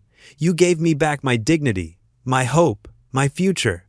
Now, let me help carry your burden." They stood there in the rain, father and son in all but blood, while the storm raged around them. But in that embrace, a promise was reborn, not of wealth or success, but of something far more valuable: unconditional love and unshakable faith in each other. The same rain that had witnessed their first meeting now baptized their new beginning. And though the night was dark, dawn would come. It always did. The morning sun painted the hospital walls in soft golden hues as Ethan parked his car in the nearly empty lot. His hands trembled slightly as he checked his phone one last time.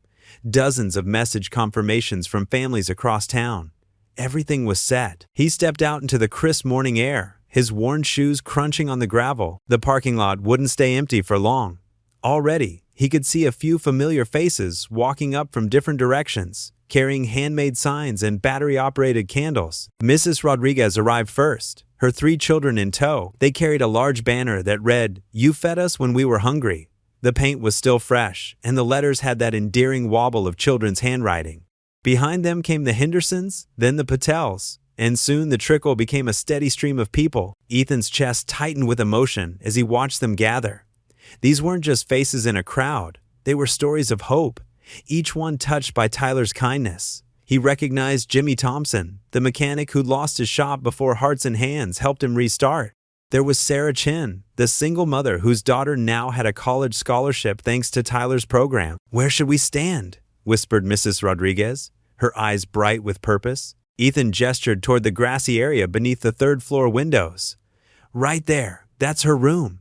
He pointed to where Tyler's mother was staying, careful to keep his voice low. Tyler had been sleeping in a chair by her bed for days, barely leaving except for coffee runs. The crowd arranged themselves quietly, holding their signs high.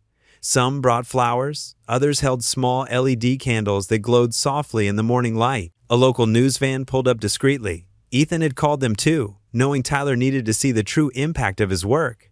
At precisely 8 a.m., Mrs. Rodriguez's oldest daughter began to sing Amazing Grace. Other voices joined in, soft and reverent at first, then growing stronger.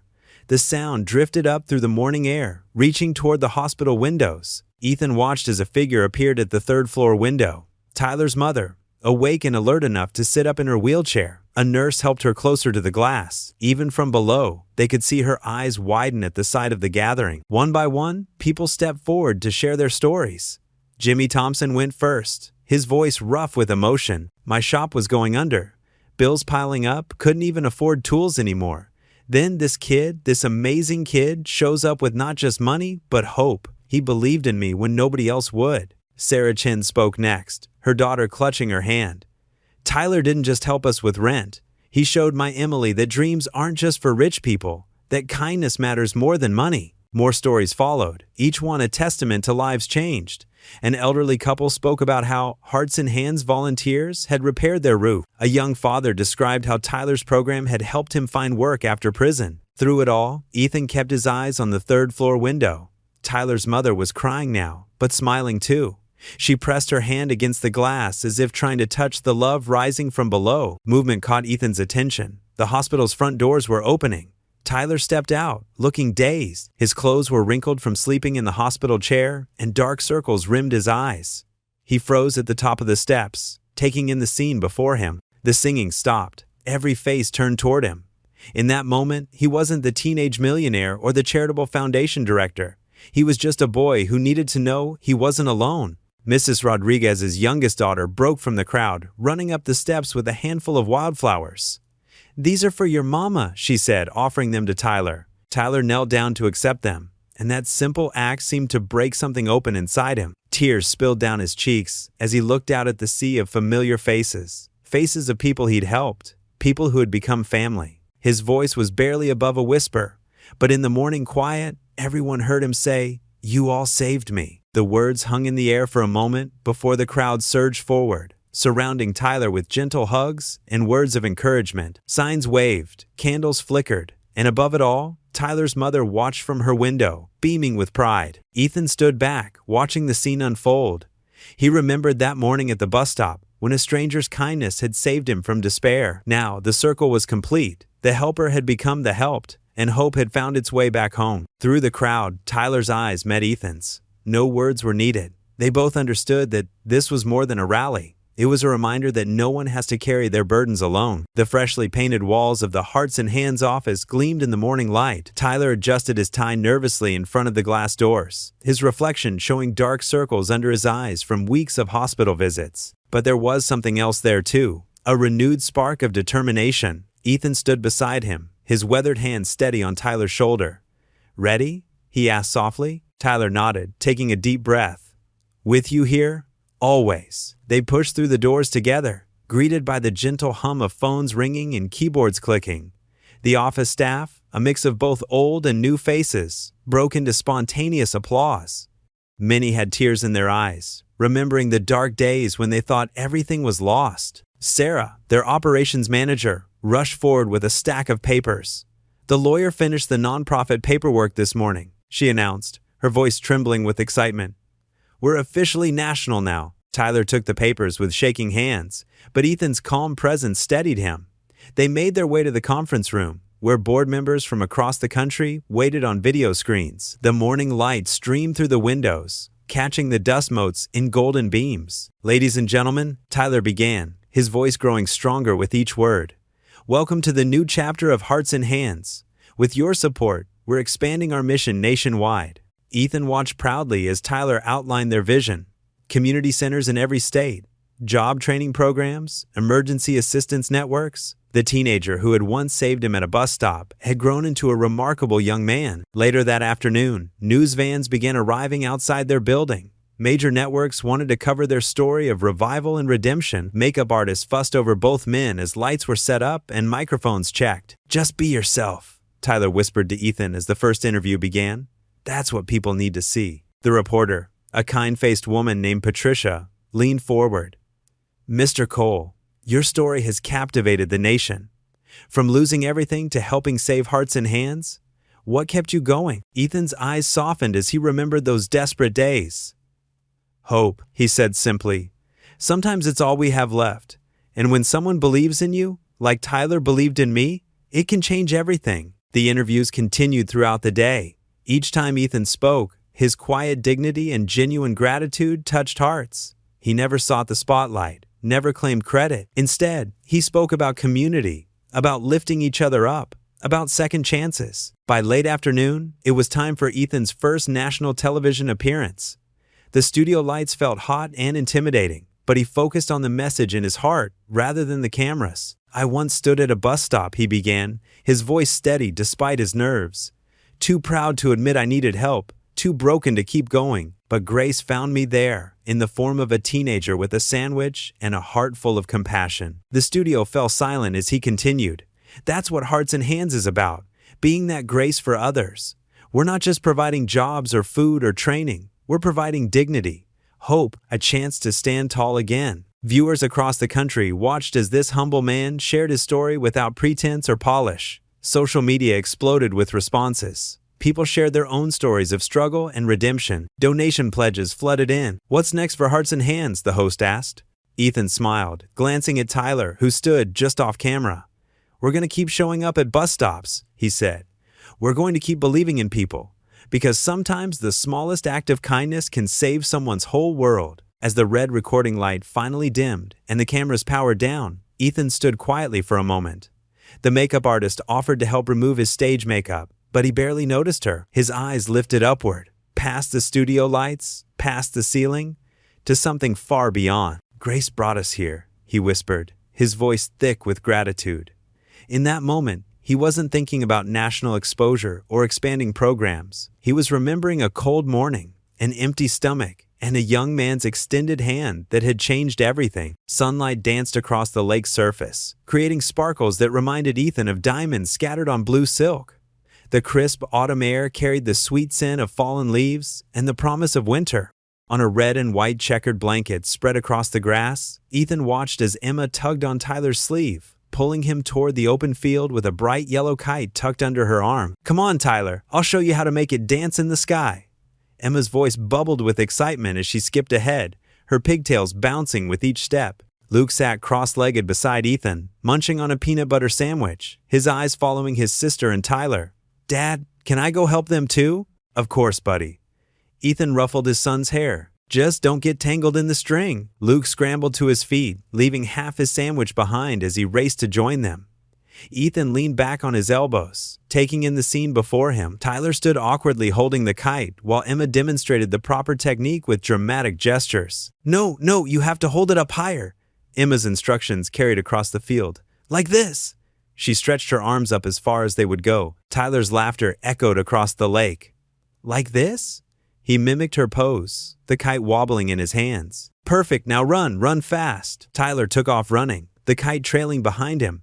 Emma and Luke chased after him, their giggles mixing with the rustling leaves. After a few failed attempts and tangled string incidents, The yellow kite finally caught the wind and soared upward. "You did it!" Emma clapped her hands. "Now just hold on tight." The kite dipped and swooped against the blue sky, and Tyler's face lit up with childlike wonder. For a moment, Ethan saw not the successful businessman or the charitable founder, but simply a teenager experiencing pure joy. "This is amazing," Tyler called out, carefully maneuvering the kite string. "I've never flown a kite before." "Never?"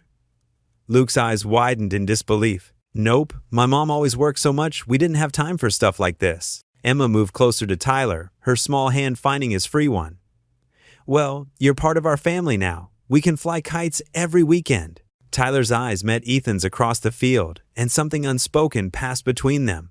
Gratitude, understanding, belonging. Ethan nodded, a warm smile spreading across his face. Later, as they gathered back on the blanket for lunch, Tyler helped distribute sandwiches and juice boxes. The conversation flowed easily, punctuated by laughter and playful teasing. "So what's next for Hearts and Hands?" Ethan asked, watching Luke attempt to stick a straw into his juice box. Tyler's eyes lit up. "I've been thinking about starting a scholarship program for single parents.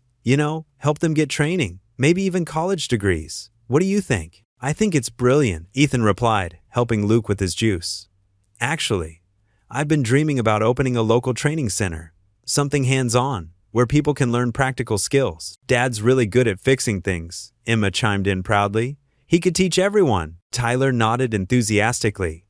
"We could combine the ideas. The scholarship program could fund the training center students. It would be perfect." They spent the next hour brainstorming possibilities, the children adding their own creative suggestions.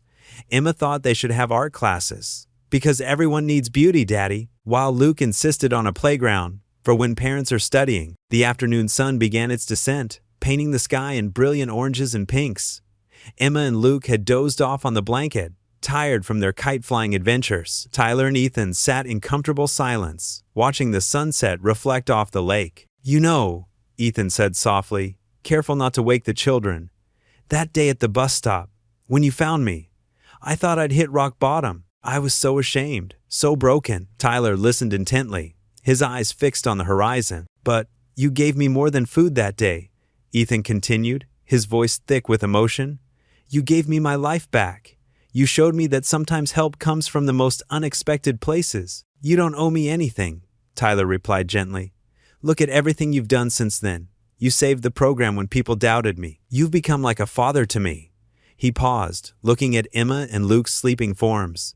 "And they've become the siblings I never had." The sunset cast long shadows across the grass, as the day's last light painted everything in soft, golden hues. The lake water lapped gently at the shore, a peaceful rhythm that matched the quiet contentment in their hearts. Emma stirred slightly in her sleep, mumbling something about kites and angels. Tyler reached over and tucked the picnic blanket more securely around her shoulders. The gesture, so natural, it made Ethan's heart swell. "My family now," Tyler whispered, echoing Emma's earlier words. And Ethan knew that sometimes the best families aren't the ones we're born into, but the ones we build along the way. A gentle breeze rustled through the autumn leaves as Ethan Cole adjusted his tie in the mirror of a small-town community center bathroom. The reflection showed a different man than a year ago. His eyes were brighter, his shoulders straighter, and his smile came easily now. Gone were the hollow cheeks and the haunted look that had shadowed his face for so long. The worn suit that had hung loose on his frame had been replaced by a crisp navy blazer that fit him properly, though he'd kept his old watch as a reminder of harder times. The simple silver band caught the fluorescent light, its scratched surface telling the story of years spent working with his hands, providing for his family. 5 minutes till showtime, Tyler called from the doorway, tablet in hand and wearing his signature grin. At 17, he still had that boyish enthusiasm that had first drawn Ethan to him, but there was a new maturity in how he carried himself. His shoulders bore the weight of responsibility with grace, and his eyes held the wisdom that comes from learning that true wealth isn't measured in dollars. "Full house today. Looks like the whole town showed up. I counted at least 200 people out there." Ethan nodded, smoothing his collar one last time with fingers that no longer trembled from hunger or fear. The simple gesture had become a ritual, a moment of centering before stepping into the spotlight. "Remember when I could barely speak in front of 3 people? I used to get so nervous before job interviews that I'd break out in a cold sweat. Now look at you, national speaker for Hearts and Hands. Tyler grinned, stepping into the bathroom and leaning against the doorframe with casual confidence. Though you still fidget with your tie before every talk, some things never change. Some habits die hard, Ethan chuckled, following Tyler into the hallway.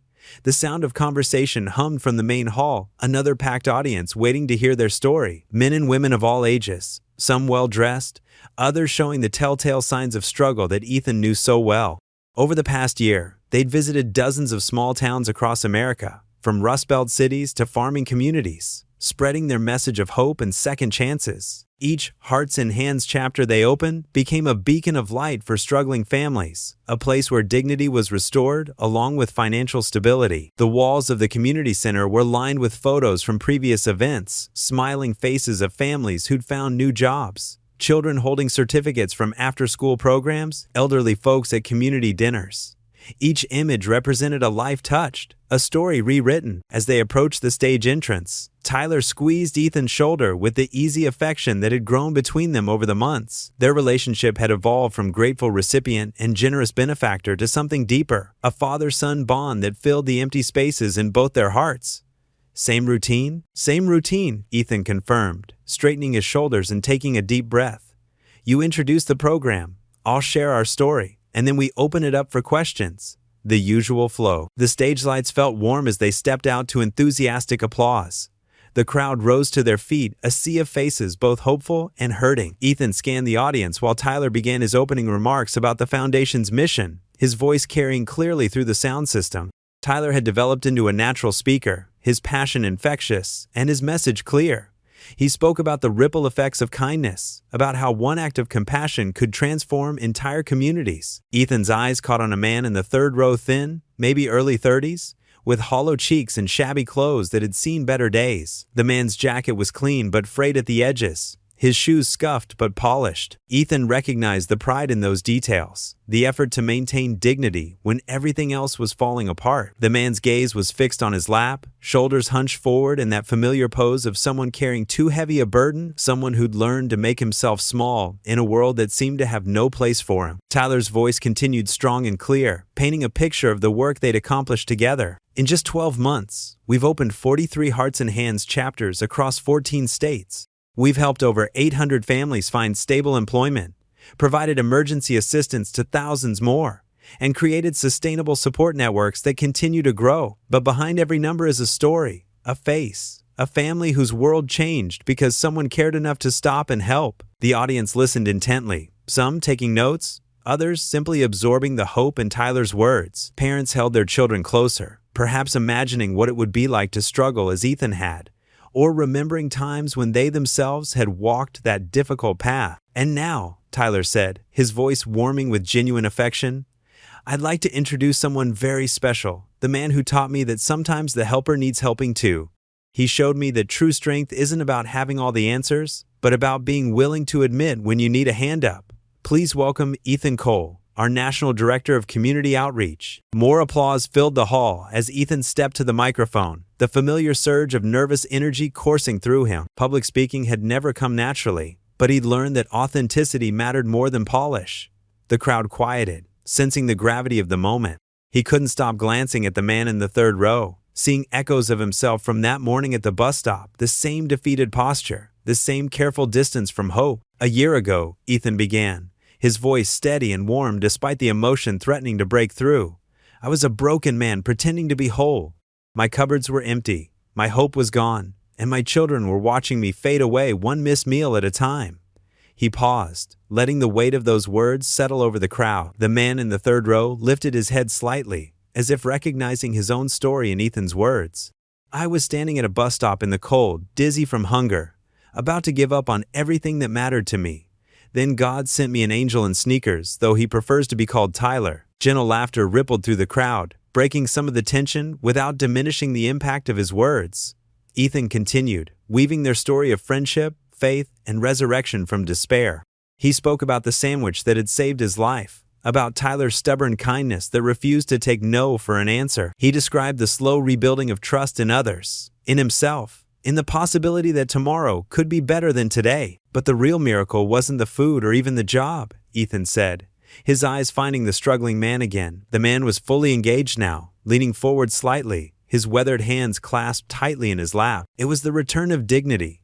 Tyler saw me, really saw me, when I felt invisible to the world. He reminded me that my worth wasn't measured by my bank account or my failures, but by the love I had to give and the strength I carried inside, even when I couldn't feel it myself. He talked about the ripple effects that followed, how accepting help had allowed him to help others, how vulnerability had become his greatest strength. The audience hung on every word, many nodding in recognition or wiping away quiet tears. As they moved into the Q&A portion, Ethan watched the man in the third row raise his hand tentatively, then lower it quickly before being called on. The gesture was heartbreakingly familiar, the desire to reach out warring with the fear of being seen as weak, of admitting defeat. When the session ended and people began filing out, stopping to chat and exchange contact information, Ethan noticed him lingering near his seat, staring at the floor as others passed by. He moved with the careful slowness of someone conserving energy, someone who hadn't eaten a full meal in too long. "Tyler," Ethan whispered, touching the young man's arm as they stood together on the stage. "Can you handle the meet and greet line for a few minutes? I think there's someone who needs to talk." Tyler followed his gaze and nodded with immediate understanding. Over the months, they'd developed an intuitive partnership, each recognizing when the other spotted someone in particular need. "Go. Do what you do best." Ethan made his way through the crowd, stopping to shake hands and exchange quick words with attendees. A grandmother thanked him for helping her daughter find work after a messy divorce. A young father shared that his family had started their own small food pantry after hearing their story 6 months ago.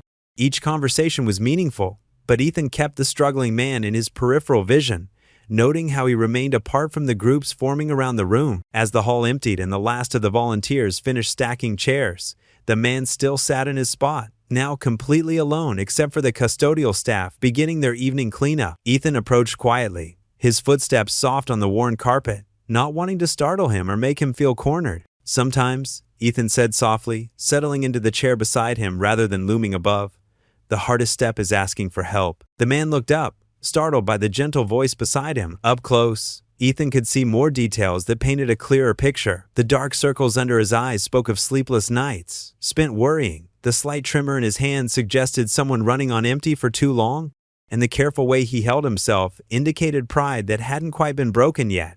All too familiar signs of someone fighting a losing battle, but still fighting nonetheless. "I'm fine," the man said automatically, the response so quick it was clearly rehearsed. Then he gave a bitter laugh that held no humor, just exhaustion. "That's what I keep telling my kids anyway. They're too young to understand why Daddy can't buy groceries anymore, why we had to move in with Grandma, why I stare at job applications until my eyes burn." The raw honesty in those words hit Ethan like a physical blow. He remembered those conversations with his own children, the careful explanations that tried to maintain their sense of security, while his world crumbled around them. Ethan reached into his pocket and pulled out his wallet, fingers finding the worn napkin he'd carried for a year, the one Tyler had written his number on during that first encounter. He'd kept it as a talisman, a reminder of how quickly everything could change when the right person appeared at the right moment. Now, he took out a fresh business card and began writing on the back with a pen borrowed from his jacket pocket. The man watched with a mixture of curiosity and wariness, uncertainty and pride warring on his weathered face. His eyes tracked every movement of Ethan's pen, hope, and fear dancing together in his expression. "I didn't come here for charity," he said quietly, the words carrying the weight of a man who'd been forced to swallow his pride too many times already. I heard you speak at the diner where I work part-time. Thought maybe. I don't know what I thought." "I know," Ethan interrupted gently, his voice carrying the weight of understanding earned through experience. "Neither did I, that day at the bus stop. I was just trying to get to a job interview that I was sure wouldn't matter anyway. But sometimes God puts the right person in our path at the right moment, whether we're looking for them or not." He folded the card carefully and held it out, watching as the man stared at it without taking it. On the back, he'd written 3 simple words that had become his personal motto: "Hope never faints." "This is my direct number," Ethan said, his voice warm but not pushy. "And Tyler's too. We can't fix everything overnight, but we can start with tomorrow.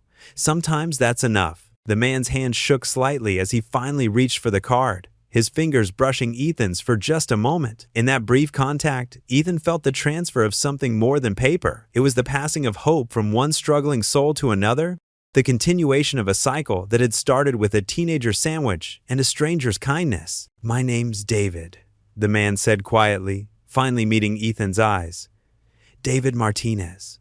I used to manage a warehouse before the company moved operations overseas. Now I wash dishes 3 nights a week and tell my 8-year-old daughter that tomorrow will be better." "Well, David Martinez," Ethan said, standing and extending his hand with a smile that reached his eyes, "tomorrow just got a little brighter, and I have a feeling your daughter's going to be very proud of her daddy for taking this step." As they shook hands in the nearly empty community center, with Tyler gathering their materials nearby and the last of the evening light filtering through the windows, Ethan felt the familiar warmth of purpose flowing through him.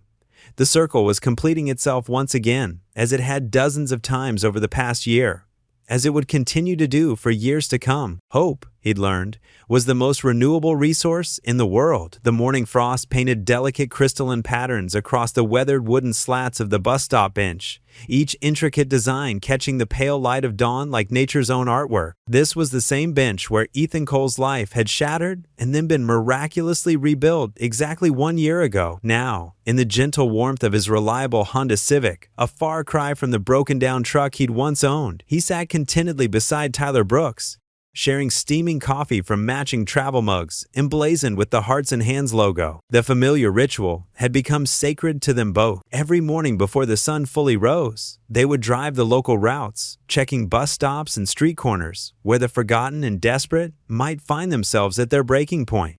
It was their quiet ministry, their way of staying connected to the pain they had once known so intimately. "Remember that day?" Tyler asked softly, his warm breath fogging the passenger window as he gazed out at the bench that had changed everything. His voice carried the weight of shared memory, tinged with gratitude and wonder. "Right here, on this exact spot." Ethan nodded slowly, his callous fingers wrapping around the ceramic mug, savoring both its warmth and the bitter sweetness of the coffee. Tyler had insisted on buying the expensive kind that Ethan had never been able to afford in his darkest days. "How could I forget? I was so hungry I could barely think straight, let alone stand up without the world spinning around me." In the back seat, Emma and Luke dozed peacefully against each other, their small bodies bundled in thick winter coats that actually fit them properly now. Pink-cheeked and well-fed, they looked like different children than the ones who had once worn threadbare clothing and worried expressions far too mature for their ages. They had insisted on joining their father and Tyler for what the family had lovingly dubbed their kindness patrol, a term Emma had coined with the innocent wisdom that seemed to flow from her naturally. Through the frost-etched windshield, they watched as a solitary figure approached the bus stop through the gray morning light. The man's coat was thin and inadequate against the bitter Tennessee winter, his shoulders hunched protectively against the biting wind that cut through the fabric like it wasn't even there. He moved with the careful, measured steps of someone conserving every ounce of strength, as if each footfall required a conscious decision and tremendous effort. "Dad," Emma whispered suddenly, her voice cutting through the peaceful silence as she stirred from her light sleep. Her blue eyes, so much like her mother's, were wide with recognition and compassion. "He looks just like you did, in those pictures." Ethan's heart clenched painfully in his chest. The pictures she referred to were newspaper clippings from their story that had gone viral, black and white images that captured his darkest moments with unflinching clarity. Photos of a broken man with hollow cheeks and desperate eyes, a father who had sacrificed everything for his children and found himself with nothing left to give. The stranger at the bench swayed dangerously, his hand reaching out to steady himself against the cold metal armrest. "Tyler," Ethan said sharply, his voice cutting through the morning stillness with urgent alarm. "I see it." Tyler was already throwing open his door, moving with the quick reflexes of someone who had learned to recognize the signs of human crisis. The cold air rushed into the car, carrying with it the sharp bite of winter and the weight of impending catastrophe. The man's knees buckled without warning. He reached desperately for the bench's support, but his trembling fingers missed their target, sending him crumpling to the frozen ground in exactly the same helpless way Ethan had collapsed on that life-changing morning. They were out of the car and running before conscious thought could catch up with instinct. Tyler reached the fallen man first, his sneakers crunching loudly on the frost-covered grass that sparkled like broken glass in the early light. Ethan was right behind him, already shrugging off his warm winter coat, the first truly good coat he'd owned in years, without a second thought. Sir, can you hear me?" Tyler's voice was steady and reassuring, carrying the same calm authority and genuine concern he'd used with Ethan in this very spot. His training as a young CEO had taught him to manage crises, but his heart had taught him to manage human suffering. The man's eyes fluttered open slowly, confusion and deep shame flooding his weathered features like a tide of pain. His lips were chapped and pale, his skin carrying the grayish pallor of prolonged hunger and stress. "I'm sorry," he mumbled through chattering teeth, his voice barely above a whisper.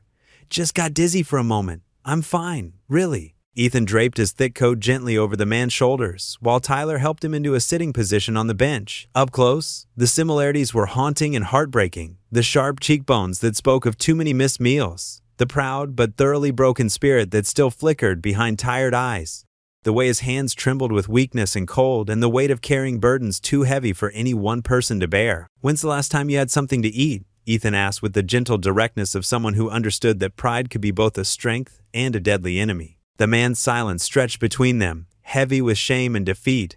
His inability to answer was more eloquent than any words could have been, telling a story they all recognized with painful clarity. Emma appeared beside them like a small angel of mercy, holding the brown paper bag they always kept ready in the car, their emergency kit of hope. Inside were carefully wrapped sandwiches made with real meat and cheese, fresh fruit that wasn't bruised or discounted, and bottles of clean water. Luke trailed behind his sister with the careful solemnity of a child who had learned that hungry people needed more than food. They needed dignity and kindness served alongside their meal. "Here," Emma said softly, offering the bag with the same quiet grace and natural compassion her father had spent months teaching her. Her small hands were steady, her blue eyes filled with the kind of understanding that shouldn't exist in someone so young. "Please take it. You don't have to be hungry anymore." The man's eyes filled with tears that he tried desperately to blink away, his throat working silently as emotion overwhelmed him. "I can't take your food. I don't have any money to pay you back." "You can," Tyler interrupted with gentle firmness, kneeling down so he could look the man directly in the eyes. "We've been exactly where you are. We know what it feels like to have the world disappear from under your feet." Ethan settled beside the bench, his knees finding the same cold concrete where he had once knelt in his own moment of absolute desperation. "You're not alone anymore," he said, his voice carrying the authority of someone who had walked through the valley of shadows and emerged into light. "That's a promise." The man's hands shook violently as he accepted the bag, his fingers fumbling with the simple paper, as if it contained the most precious treasure in the world. "I have kids," he whispered, his voice breaking on the words. "At home, waiting for me. I've been trying to find work, trying to make something happen, but everything just keeps falling apart." "What's your name?" Ethan asked, recognizing the need to restore the man's sense of identity and worth. Michael Davidson." The name came out like a confession, as if he wasn't sure he deserved to claim it anymore. "Well, Michael," Tyler said warmly, pulling out his phone with practiced efficiency, "how would you feel about coming to work with us at Hearts and Hands? We're always looking for people who understand what it means to keep fighting when the whole world feels dark and impossible." Michael looked between them with growing amazement, recognition slowly dawning in his tired eyes like the sun breaking through storm clouds. You're them. From the news stories, the man and the teenager, the story about a hungry man at a bus stop." Ethan finished with a gentle smile that transformed his entire face. "And a teenager who stopped to help when he could have just kept walking. About how one simple act of kindness can change everything and create ripples that spread farther than we ever imagined." Emma reached out and touched Michael's arm with the fearless compassion of innocence. "Daddy says everyone deserves a second chance to make their dreams come true, or a third, or a fourth, or however many it takes," Luke added with the serious wisdom of a child who had learned that hope was not a luxury but a necessity. Michael took a shaky bite of the sandwich, his face transforming as real food filled his empty stomach and color slowly returned to his pale cheeks. Tyler was already on his phone, calling the Hearts and Hands emergency assistance line, arranging for immediate help for Michael's family groceries, utility assistance, and the kind of comprehensive support that addressed not just the crisis, but the underlying causes. Ethan sat beside Michael on the bench, sharing quiet words of encouragement and understanding, speaking the language of one survivor to another. He talked about the shame that felt like drowning, about the way hunger could make you feel invisible and worthless, about how accepting help wasn't weakness, but wisdom. The sky began to lighten gradually, painting the entire scene in soft pinks and golds that made everything look touched by grace. Other early morning commuters passed by on their way to jobs and responsibilities. Some nodding in recognition at Ethan and Tyler. Their story had made them local celebrities of sorts, while others simply smiled at the small group gathered around the bench, sensing something beautiful happening, even if they didn't understand the details. When Michael had finished eating and his strength had visibly returned, Tyler offered him a ride home in the kind of voice that made it clear this wasn't charity but fellowship. "We'll stop and pick up some groceries for your family on the way," he said matter-of-factly. "And tomorrow morning, if you're ready, you can start fresh with us. We'll begin with some basic training and see where your talents can best serve our mission." "I don't know how to thank you." Michael's voice cracked with emotion as he struggled to find words adequate to the miracle he was experiencing. "This morning I thought it might be the end of everything." Ethan helped him stand, steadying him with the same firm, confident grip that Tyler had offered him not so very long ago. The circle was completing itself with mathematical precision, each act of kindness generating the next in an endless chain of grace. Emma and Luke gathered the empty wrappers and napkins with practiced efficiency, working together with the teamwork they had learned during countless morning missions of mercy. Standing there in the growing light of dawn, Ethan pulled his children close, feeling their hearts beating with shared purpose and joy against his chest. The weight of their small bodies against him was a constant reminder of what he had almost lost and what he had been given back. "No act of kindness is ever wasted," he said, watching as Tyler helped Michael into the car with careful attention to his dignity. "Every single one creates ripples that spread outward, touching more lives than we can ever imagine or count." The morning sun crested the horizon fully now, its golden rays catching and illuminating the Hearts and Hands logo painted on their car door, a simple but powerful image of two hands clasped together, forming the shape of a heart. It symbolized the endless cycle of compassion that had brought them all to this moment, to this second chance, to this new beginning that felt as fresh and full of possibility as the morning itself. As they prepared to drive Michael home to his waiting family, Ethan felt the deep satisfaction that came from knowing that the circle of grace would continue, expanding outward like ripples on a pond, touching lives they would never even know about. This was what redemption looked like in the real world, not grand gestures or dramatic moments, but ordinary people choosing to see each other's pain and respond with love. What would you do if you were in their place? Comment your answer below, and let's see how you'd rewrite the ending. If you enjoyed the story of Ethan Cole, I handpicked the next story that you will enjoy. Please don't miss this one. Click here to watch it.